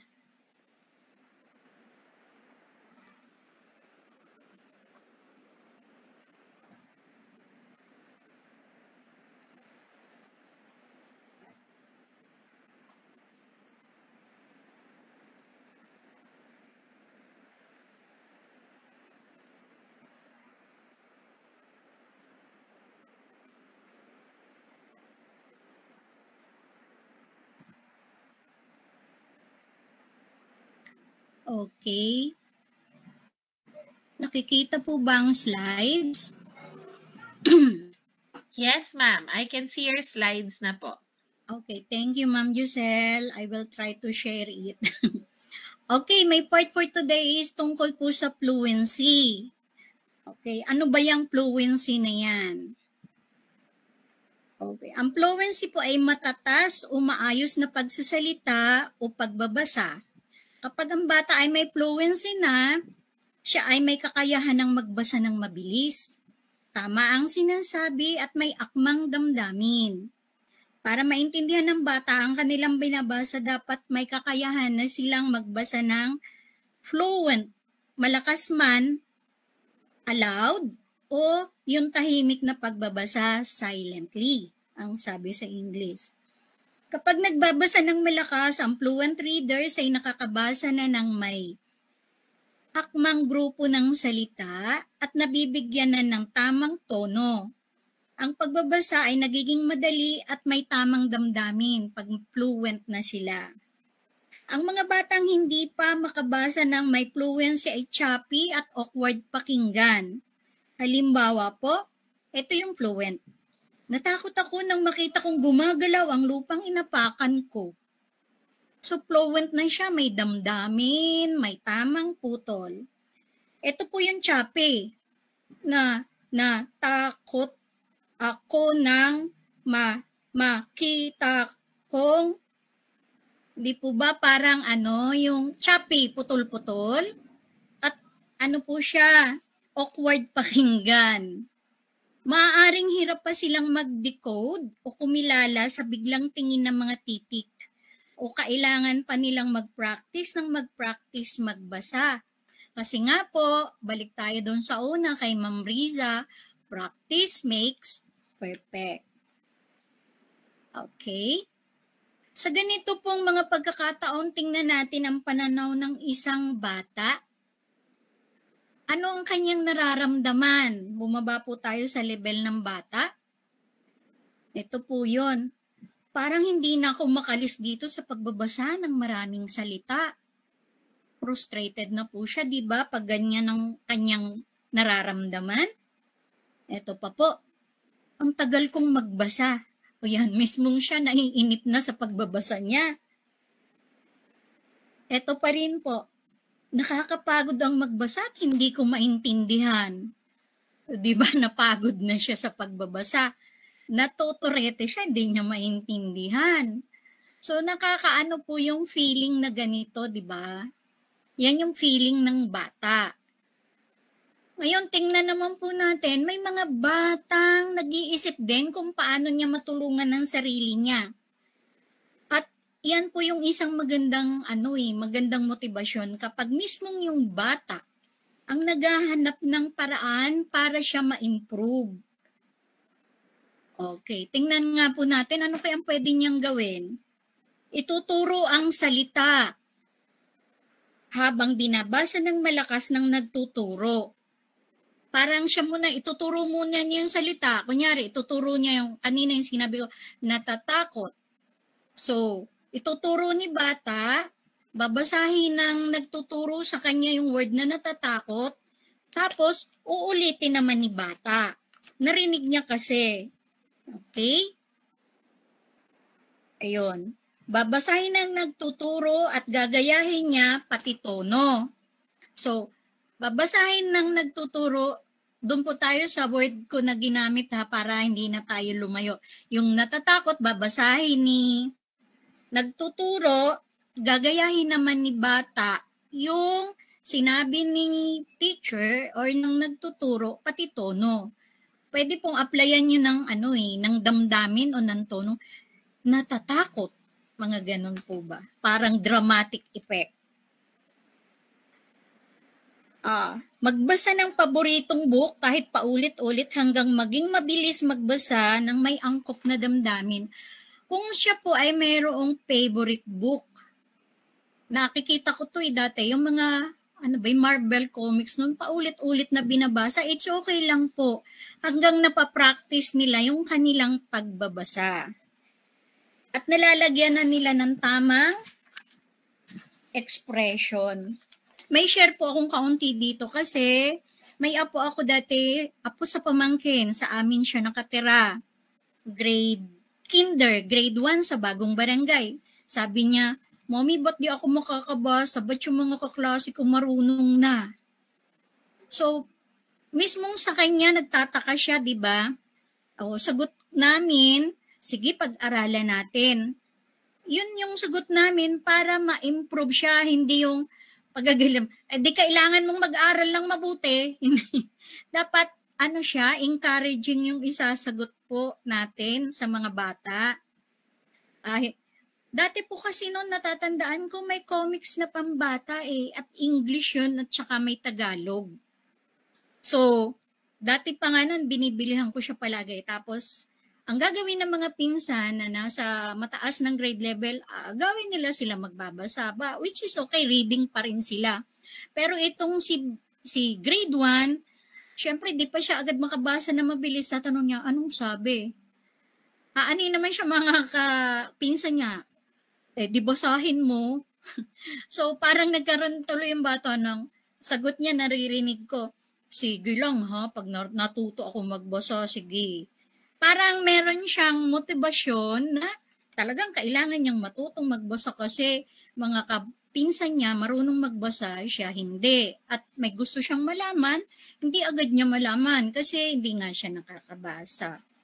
So yan po yung maaaring makita ninyo na ginagawa rin ng bata kasi tinutulungan niya ang sarili niya. Kaya po kailangan i-encourage natin sila.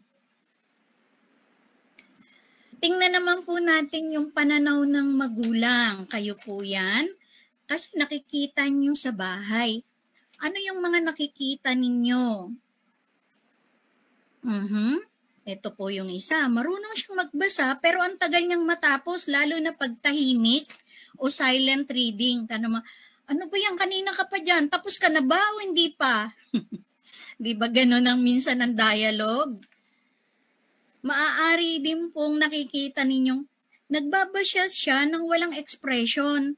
Lahat ng salita o pangungusap ay pare-pareho lang. Yung parang robot. Okay. Katulad po halimbawa ng nakakita ako ng magandang tanawin. So parang robot siya tapos walang expression. So yan po yung minsan na ano ninyo pero wag niyong pagagalitan. Okay? Lagi din po siyang paulit-ulit o nawawala sa binabasa kapag nagbabasa ng malakas. Katulad po nun, yung aking pangungusap na, nakakita ako ng magan, yung nag-uulit po. Tapos minsan nawawala kasi po minsan pagbagsak ng mata nila sa binabasa nila, sa iba ng salita hindi dun sa kasunod. Kaya, nagkakaroon sila ng, paglaktaw o pag-ulit. Ito pa po yung minsan mapapansin ninyo. Ibinubuka ang bibig kapag nagbabasa ng tahimik. Ang tawag po doon sa vocalizing. Sabi ko nga sa kanila nung face-to-face pa kami, para kayong isda sa aquarium. Kung mapapansin nyo po, yung isda sa aquarium, buka ng buka yung bibig. Pero yung pong habit na yon maiiwasan kapag gina-guide yung bata. At hindi nga po talaga maganda naman makita nagbabasa ng buka yung bibig pero wala namang sound. Kaya po ang lagi kong sinasabi sa kanila noon kapag ito na yung training namin, read with your eyes, not with your lips or mouth. Ano kaya pang pwedeng magawa ni mama, ni papa, ni ate, ni kuya? Para sa bata dahil nakita niya yung mga yon. Okay. Pwede po natin silang suportahan, inganyahin ng bata. Pwede natin bilihan ng mga comics. Iwan ko pong meron ng mga comics. Yung pong pangbata talaga, nalimutan ko anong title ng comics na yun eh. Yun lang yung dati pero parang nawala na ngayon. Ang isa pa rin po, bukod sa suportahan, encourage, purihin po ang bawat achievement nila. Halimbawa, nakabasa sila ng isang word ng maayos, purihin nyo naman, wag nyong isnabin para lang mainggan sila na magbasa pa. Basa pa more, ganun po. Okay, pwede rin po kayong magtanong sa teacher, kumusta na ang reading ability ng mga anak ninyo. Pero sa ngayon po, syempre, pinagtutulungan natin dahil nga magkakalayo kami ng mga bata. Pwede rin pong basahan sila ng kwento para marinig ang tamang tono at damdamin. Yun po yung pwedeng magawa ni parent. So, tutulungan po natin sila sa lahat ng ating makakaya. Okay. Ito naman po ang perspective ni teacher? Ano nakikita ni teacher? Ito po yung noon face-to-face kami sa classroom.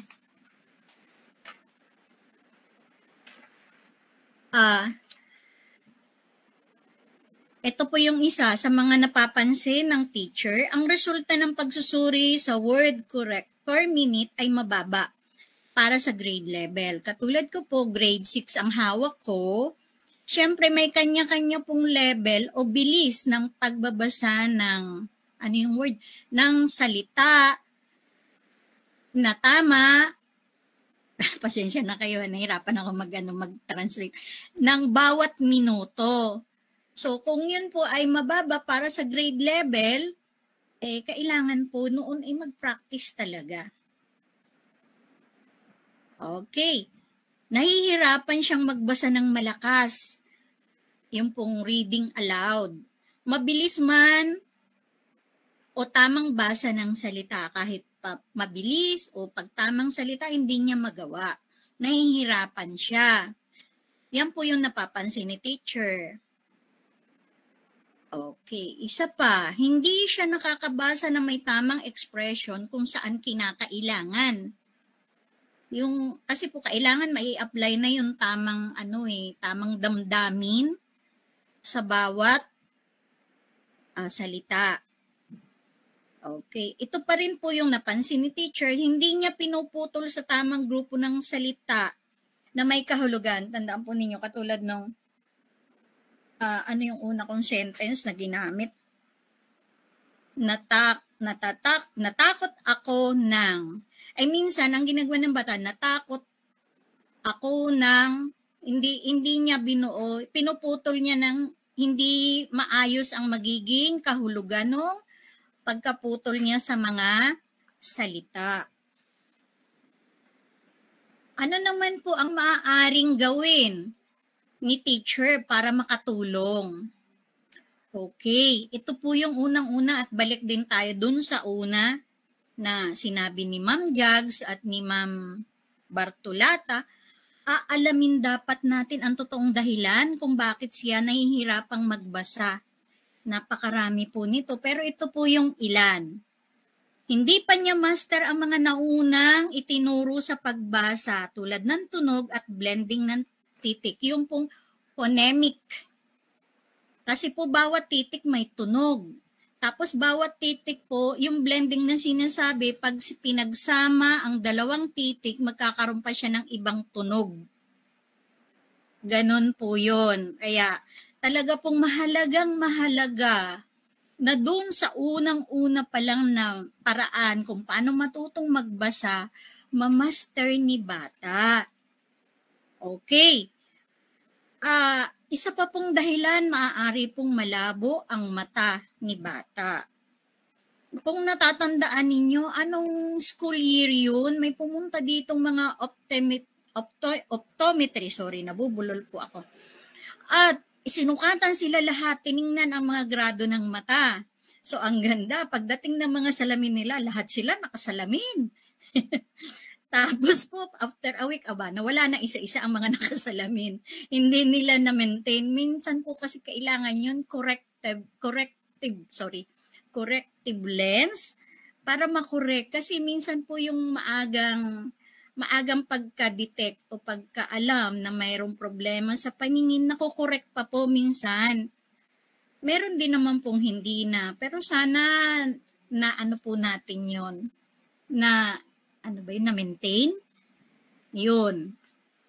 Isa pa pong dahilan, ito po yung kanina na may nagtanong, dyslexia.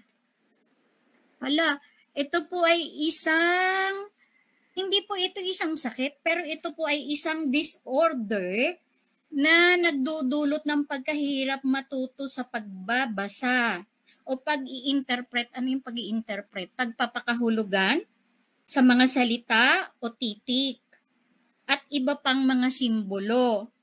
Pero hindi po siya nakakaapekto sa pangkalahatang intelligence, kagalingan ng bata. Tandaan po niyo yung dyslexia, meron po siyang iba-ibang klase. Meron pong dysphonetic, auditory, visual, double deficit, attentional, dyseidetic, pero hindi ko na po isa-isahin sa inyo kasi po mga medical na rin. Pero yun po yun. Ang pinakang po nito is literal na interpretasyon ng language or ng salita. Ito po kasi yung dyslexia, yun yung pamamaraan ng utak kung paano niya ipaprocess differently, kakaiba sa karaniwan. Yun po yun. dahil po hindi siya sakit, hindi po siya naku-cure.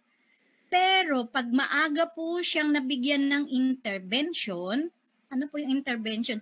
Pamamaraan para matuto, ay ayos po siya. Magsishare po ako kasi. Taon pong 1991, grade 1 ang anak ko sa Paco Catholic. Pag uwi ko po galing sa work, papakita niya mga ginawa niya 1 to 5 siya. Sa pad paper, maayos ang pagkasulat. Pero, ang nakita ko po sa kanya ay, ito po yung pangungusap, pakinggan niyo kung mabuti. Nga, taba, ya, o mikay. Ang intindi ko po kasi dictation sila. Kasi, kung kinopya niya yan sa green board ni teacher, hindi ganyan. Or maaari din, pero ang tinanong ko siya, dictation eh. Ano po siya? Baliktad. Yung pong nga niya, yung po yung ang. Yung taba niya, bata. Yung ya, ay. Tapos yung umikay niya, umiyak. So, ang sentence po ay, ang bata ay umiyak. Buo po yung mga word na ginawa niya, lahat po nandun, sinulat niya ng pabaliktad. So, hindi ko po alam kung anong feeling ko nung ano yan. Niyakap ko yung anak ko, she's very good, nakuha niya ang dictation. Ay, iba lang po ang pag-interpret niya. Yun po yung pag-process ng utak differently. Pero, sayang nga po, gusto ko sana yung napicturan. Nai-album ko yun eh, kaya lang nalunod sa sa baha ni Undoy. Nung September 19, yun? Sayang po, sana matibay na proof ko yun sa inyo. But, to cut the story short po, my daughter became an achiever, a board passer, and completely functioning. Yung kaya po, ibig kong sabihin lang sa inyo, yung dyslexia, kapag na-correct ng maaga, or naabangan ninyo ng maaga, hindi po siya makaka-apekto talaga sa kakayahan ng bata. So yun po yung sharing ko sa inyo tungkol sa dyslexia, at sana nasagot ko si tatay na nagtatanong, si tatay ba yun or si nanay, tungkol dun sa dyslexia. Mami po. Okay. Maaari po ring maging dahilan yung material ay hindi akma sa paningin ng bata. Tandaan po natin na kinder hanggang grade 2 or grade 3, medyo mahina pa ang paningin nila, hindi pa ganun kalinaw. Kaya nga po si teacher ng primary, kailangan ang mga visual aids niya ay malalaki.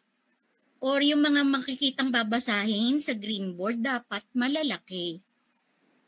At yun po yung standard na letter na ginagawa, yung printed. Kasi nga po, nagsisimula pa lang silang magbasa. Kapag yung letter nila ay may arte-arte na, pag may difficulty si bata, mahihirap din niyang kilalanin yung titik. So, yun po yung mga dahilan. Kaya kailangan pong matulungan natin ang mga bata. Okay?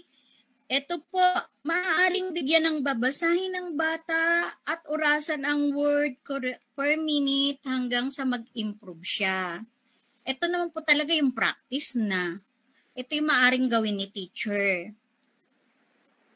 Maaari rin pong basahin ng malakas ang kwento at ipabasa sa bata katulad ng iyong pagbabasa. Parang siguro imimimik ka na niya, ipaparot ka na niya, pero may binabasa pa rin siya. May binabasa siya, hindi siya totally walang babasahin. Kaya hindi nakakatakot para sa bata at sana maging malambing sa bata kasi kailangan niyang matuto. Tandaan po natin na ang pagbabasa ay napakalaking bahagi ng pag-aaral.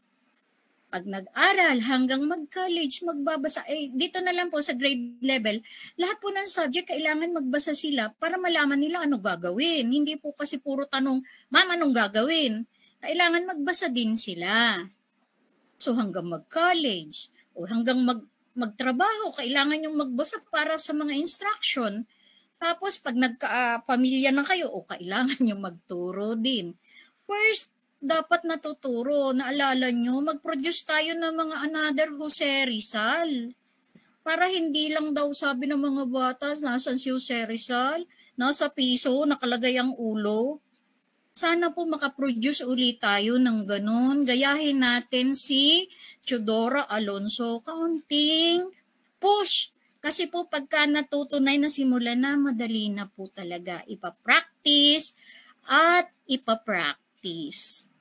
So, that's all for my talk today. Thank you. Always keep safe and have a nice day. Enjoy reading po. At kung may tanong po, sige po. Ayan, ma'am. Any advice po, ito from Daddy Narshi Sebastian. Any advice po sa mga parents para hindi magalit sa bata dahil sa paulit-ulit na pagbasa at hindi pa rin mabasa ng maayos? Yan po. Parang si Daddy ba yan?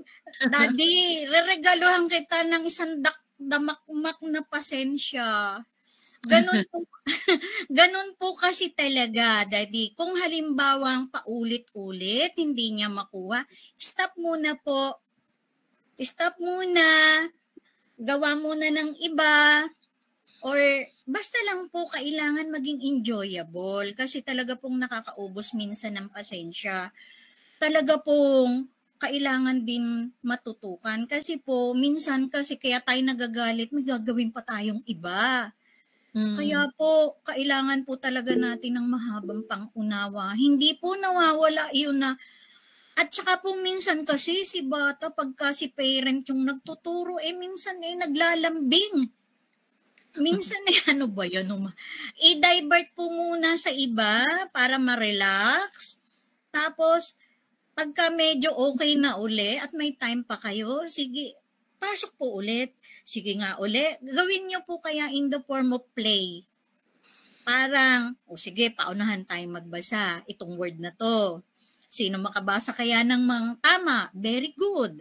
Hindi naman po kailangan laging may suhol na, sige, may Jollibee. Pwede din naman po yun. Kaya lang, yun muna pong, wala mo nang involved na pagkakagastusan.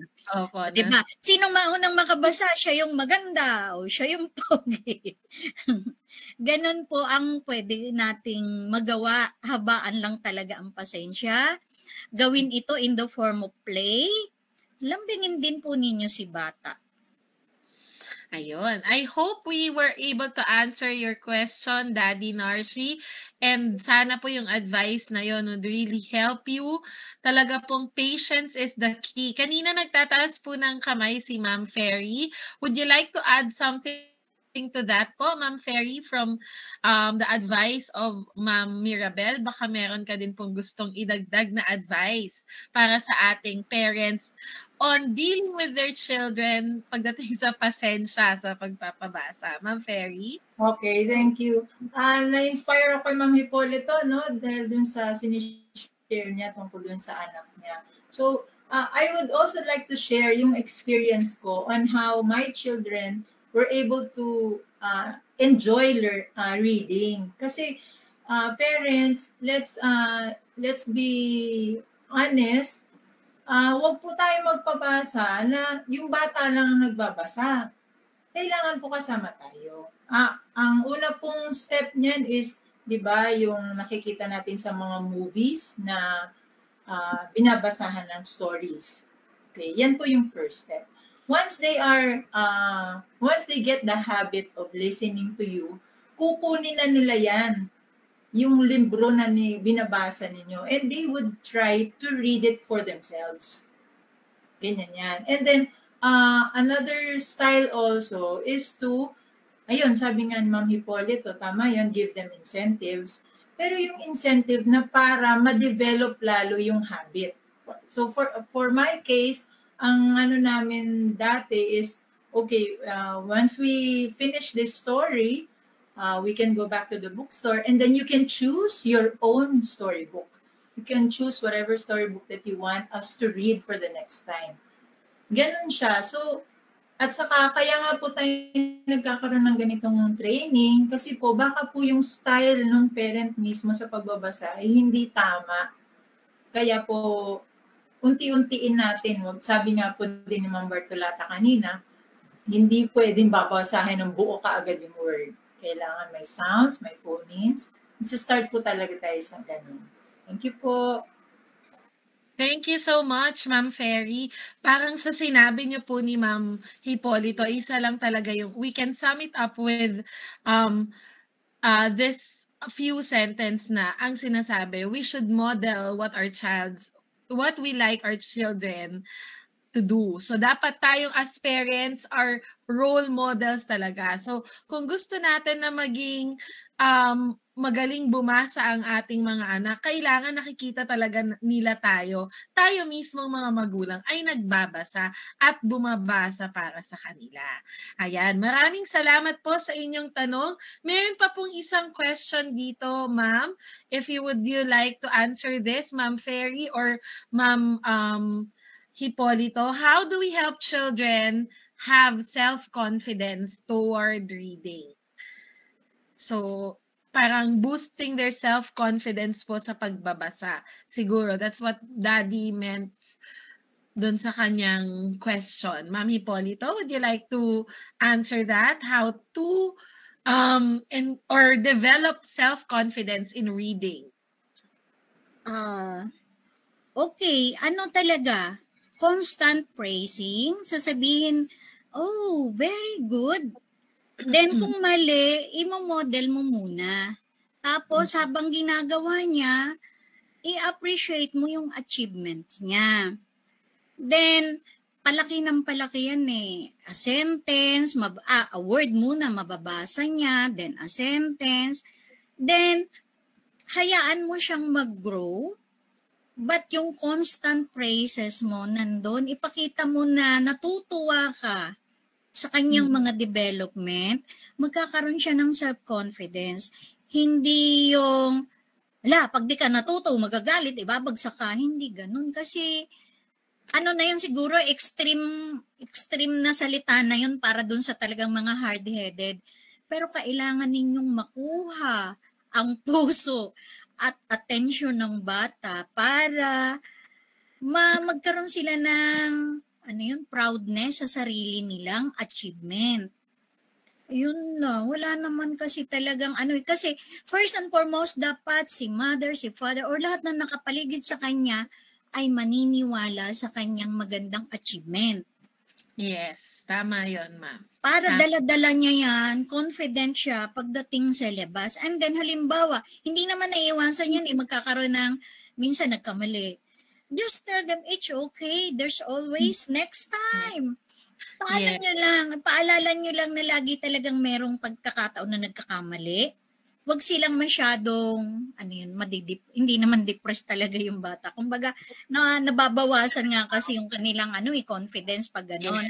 Opo. Pero ipaliwanag na it really happens at ganun talaga ang buhay. Para maging matatag ang bata. Okay, that's all. Thank you very much, Ma'am Hipolito. Let's all be believers of growth mindset. Sabi nga ni Ma'am Hipolito, it's okay to commit mistakes because we should always remember to praise the process and not the product. So I'm sure our next speaker will still have a lot to share with us on reading and reading techniques. I will not go any further na, Ma'am Ferry. I would like to turn over our floor to our Master Teacher 2 and our reading coordinator for our school, Jacinto Zamora. And she's also a proponent of the part project of our reading project of our school, Ma'am Leora P. Ferry, our Master Teacher 2. Ma'am Ferry. Thank you, Josh.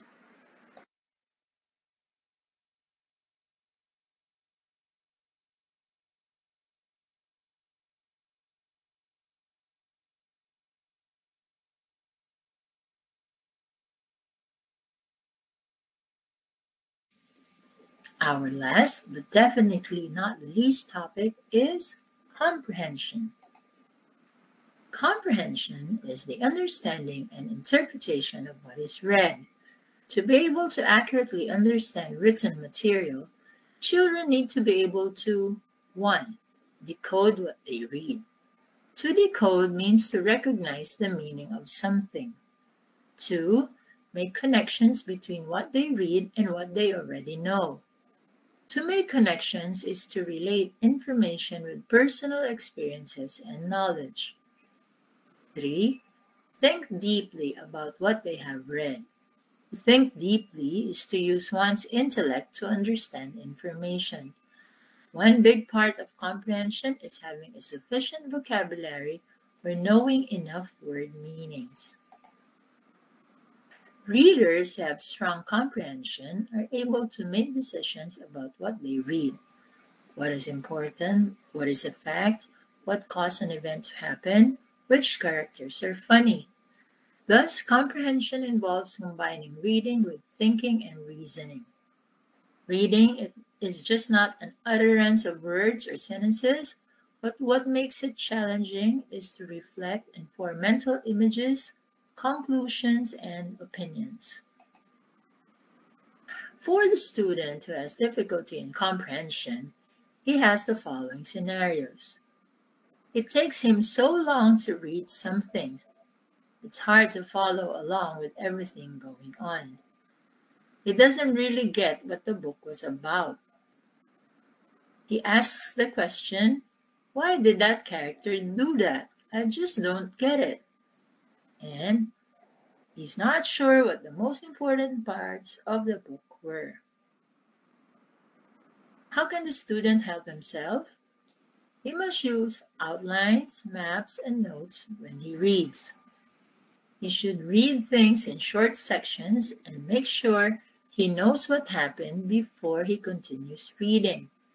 He must ask himself, does this make sense? If it doesn't, he should reread the part that didn't make sense. And as he reads, he tries to form mental images or pictures that match the story. Parents can observe the following with their children having difficulty in comprehension. She's not able to summarize a passage or a book. He might be able to tell you what happened in a story, but can't explain why events went the way they did. She can't explain what a character's thoughts or feelings might have been. As parents, we should hold a conversation and discuss what your child has read.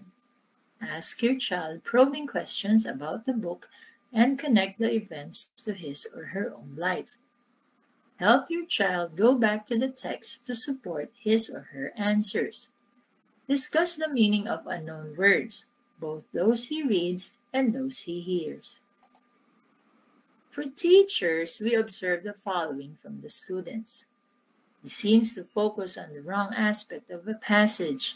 For example, he concentrates so much on the details that the main idea is lost. She cannot tell the clear logical sequence of events in a story. He does not pick out the key facts from informational text. As teachers, we should teach students the structure of different types of reading material. Narrative text versus information text, for example. Use graphic organizers that help students break information down and keep track of what they read. Teach students to monitor their own understanding and teach note-taking skills and summarizing strategies. As parents, we should also reinforce such activities at home. Thank you for listening. Thank you very much, Ma'am Ferry. And it was really short. Your presentation was short but very concise. Ma'am Ferry, napakahalaga ng comprehension. It's not reading without comprehension. For me, I believe it's not reading without comprehension. So far, wala pa naman tayong questions from our audience. regarding your talk, Ma'am Ferry. But in particular, ako siguro, Ma'am Ferry, no, I'd like to ask you this question about comprehension. How do we, are you medyo ano lang to, higher level? Should we always ask the who, what, where questions when it comes to comprehension? Or is there another way of asking comprehension questions po? Any tips from you, Ma'am Ferry? Okay, thank you, Josh, for probing on that one. Kasi yung sinasabi mong WH question, yun yung tinatawag nating literal questions. So, if you ask those questions at hindi masagot ng bata, it means hindi ka na pwedeng mag-move on sa higher thinking, higher order thinking skills. Kasi, yung basic pa lang na information, hindi na niya ma-establish based dun sa reading material. So, hindi natin maaalis yung WH. In fact, sa journalism, alam ni Ma'am Madeline yan, saka ni Ma'am Hipolito, kailangan lang namin is WH questions ang masagot when you're making a news article. So, doon pa lang, when you can establish those information, alam mo na naiintindihan na kaagad ng bata kung ano yung sequence of events, kung ano yung nangyari doon sa event na yon. So, kailangan talaga, whether we like it or not, it's very basic and we should start from those questions. Thank you, Ma'am Ferry, for that enlightenment. Okay. And I hope, Ma'am, that all of our learners, when they start to read, makasagot, lumevel up sila, Hindi lang sa WH questions, but to level up to higher order thinking. Yun yung sinasabi natin, yung sinasabi natin kanina na thinking deeply. So, hindi lang yung kung ano yung nabasa nila, but to form opinions and to form conclusions based on what they read, yun talaga ang target natin whenever we read. Yun ang kumbaga, ultimate goal ng lahat. Yes, ma'am. Thank you very much. I think there are no more questions po from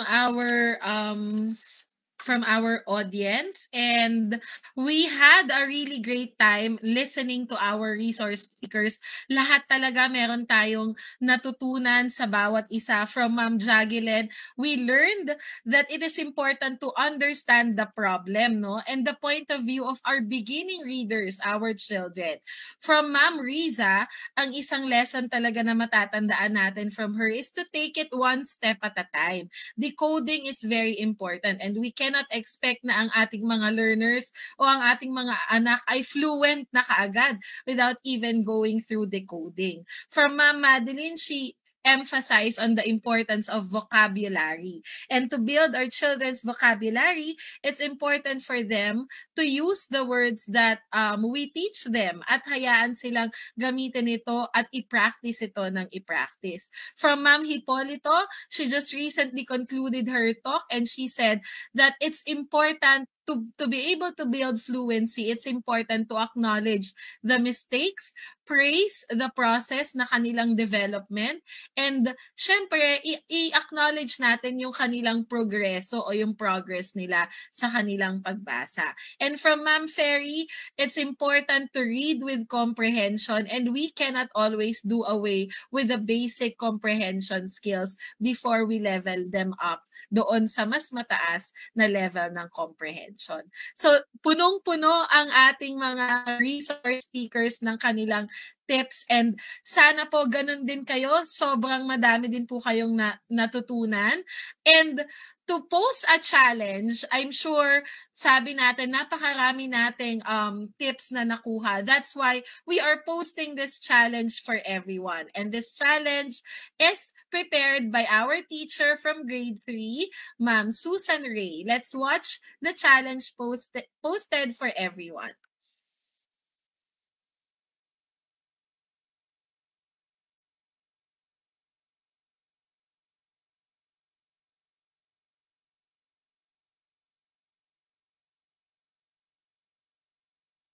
While we're waiting siguro for our challenge, meron lang let's try to answer some of the questions. Talaga, ma'am, talagang nakinig yung ating mga parents, no? Sabi po ni Daddy Tolitz Cabeltis de Leon, is it okay na kapag nagbabasa tayo sa mga anak natin ay sasagutin natin sila in Tagalog? Ma'am Ferry or anyone from our resource speakers, okay lang daw po ba yon? If we are reading in English, is it okay na ang sagot ng bata ay Tagalog o Filipino? Okay, in my case, kung ano yung tanong, siya yung sagot. Kung ang ginamit na language ng bata ay English, you try to answer also back in English. Para magkakaroon ng maayos na conversation.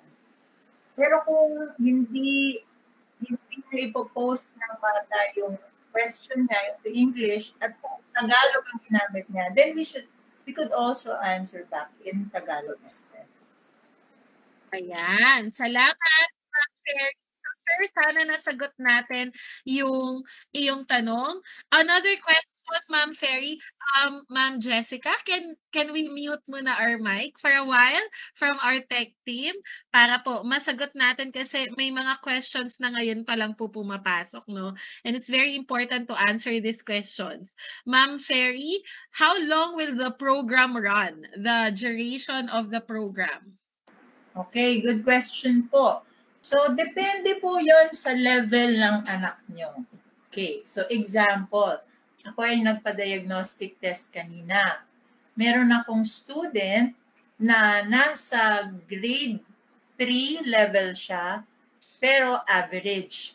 So, ibig sabihin, hindi na ako gagamit ng materials na nasa easy level, but I will start with the average level. So, we will just finish average and challenging. Stories would vary. The number of stories would vary depending on the book. I think the shortest is for kinder to grade 2. Conversations are, I think, 12 or 18. Ma'am Madeline, please correct me for the number of stories. And then the rest, may mga conversations that would count as many as 24. So, depende po yun talaga sa level ng anak ninyo. At wala namang pong kailangan tapusin yung book. Hindi naman po kasi depende nga po sa level niya. Yes. And Ma'am Ferry, last question before our challenge. Sige po. The parents understand na talagang matututo yung bata, no? Sabi nga niya, bukod sa matututo ang mga bata sa project na to at magkakaroon sila ng advantage sa pagbabasa ng English, ano po ang benefits at paano, bakit po sila yung napili? Parang ito, ang question naman si Ma'am is, ano po pong benefits ang mapapala nila at bakit po pili lang sila ayon? Bakit daw po sila lang yung mga bata nakasali sa program? Good question po, no? Okay. So, sa kinder to grade 2, napag-usapan po namin yan ng mga teachers, na since ang book po ay English, ang bibigyan po ng materials ay yung meron na pong basic na reading skills. Sa English po, hindi sa Filipino, kasi hindi po talaga kakayanin. So, what is the advantage? Kung ang anak nyo ay may basic knowledge na sa English at kasama siya sa project na to, what will he gain? Siyempre, magkakaroon siya ng enrichment activities. Kasi hindi siya mako-contain doon sa tinuturo ni teacher. Like for example, sa grade 1, ano bang tinuturo doon? Very basic, no? Yung katulad ng tinuturo yung Ma'am Bartolata na nagde-decode pa lang sila ng mga sounds at saka ng mga phonemics. Pero dahil meron ng edge ang anak nyo pagdating sa reading, the materials will serve as enrichment. Okay. Doon naman sa grade 3 to 6, we know for a fact na meron na silang basic English. So, ito naman ngayon ay titingnan natin kung gaano ka-master na nila yung English dun sa level nila. So, katulad ng sabi ko sa inyo kanina, may pinatest po ako. Grade 5 po yung student, pero ang level po niya pang grade 3. So, hindi ko po gagamitin ang grade 5 book. We have to go back to the level na para ma-master muna niya yun bago siya umakyat nun sa grade 5. Kasi wala pong mangyayari at walang matututunan ng bata kung ipipilit po natin sa kanya yung level ng grade niya, pero yung level of reading and understanding niya nandun pa po sa grade 3. So that's the benefit po. Nailalagay natin sa tamang level yung mga anak ninyo. At kayo din po, marirealize nyo rin na hindi pa niya kaya yung level na, grade level na nandun siya in contrast with his reading level. So, yun po. Thank you very much, Ma'am Ferry. I hope talagang clear na ito sa parents natin, no? And napakaganda nga ng program na to dahil not only will we educate our parents on how to teach, but also we take advantage of this program to develop skills with our children. Ayan. So now, I think our posting of challenge is ready. And sana po lahat tayo ay mag-accept ng challenge na ito. What is the challenge? Go, Ma'am Susan Ray. Ang paaralang Jacinto Zamora Elementary ay may layuning mapagtagumpayan ang bagong proyekto na ibabahagi para sa mga batang mag-aaral. Ang lahat ng ito ay binibigay po naming hamon para sa mga magulang ng mga sumusunod na katanungan. Hamon sa mga magulang. Una, gagawin mo ba ang lahat ng iyong makakaya para sa iyong anak upang maging mahusay siya sa pagbabasa? Pangalawa, gagawin mo ba ang iyong bahagi upang maisakatuparan ang layunin ng proyektong ito? Pangatlo, gagawin mo ba ang iyong bahagi sa pagsisikap ng iyong guro sa mga aktibidad sa pagbabasa? Pang-apat, gagawin mo ba ang iyong bahagi sa pagpapanatili ng naaayon sa estratehiya at pagbabago sa pagbabasa? Pang-lima, gagawin mo ba ang iyong bahagi sa pagpapanatili ng interes ng iyong anak sa pagbabasa?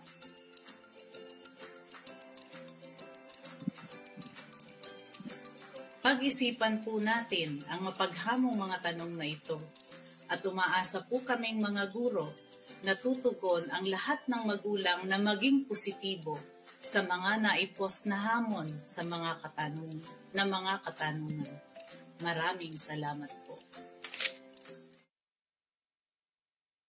Ayan. So kung meron tayong challenge posted by our teachers and posted by our school, I'm sure our parents are ready to accept the challenge. As a representative of the parents from grade 3 and a member of the PART project, ina-accept ba ni Mommy Erica Joy Cantiliep ang ating challenge? Let's see.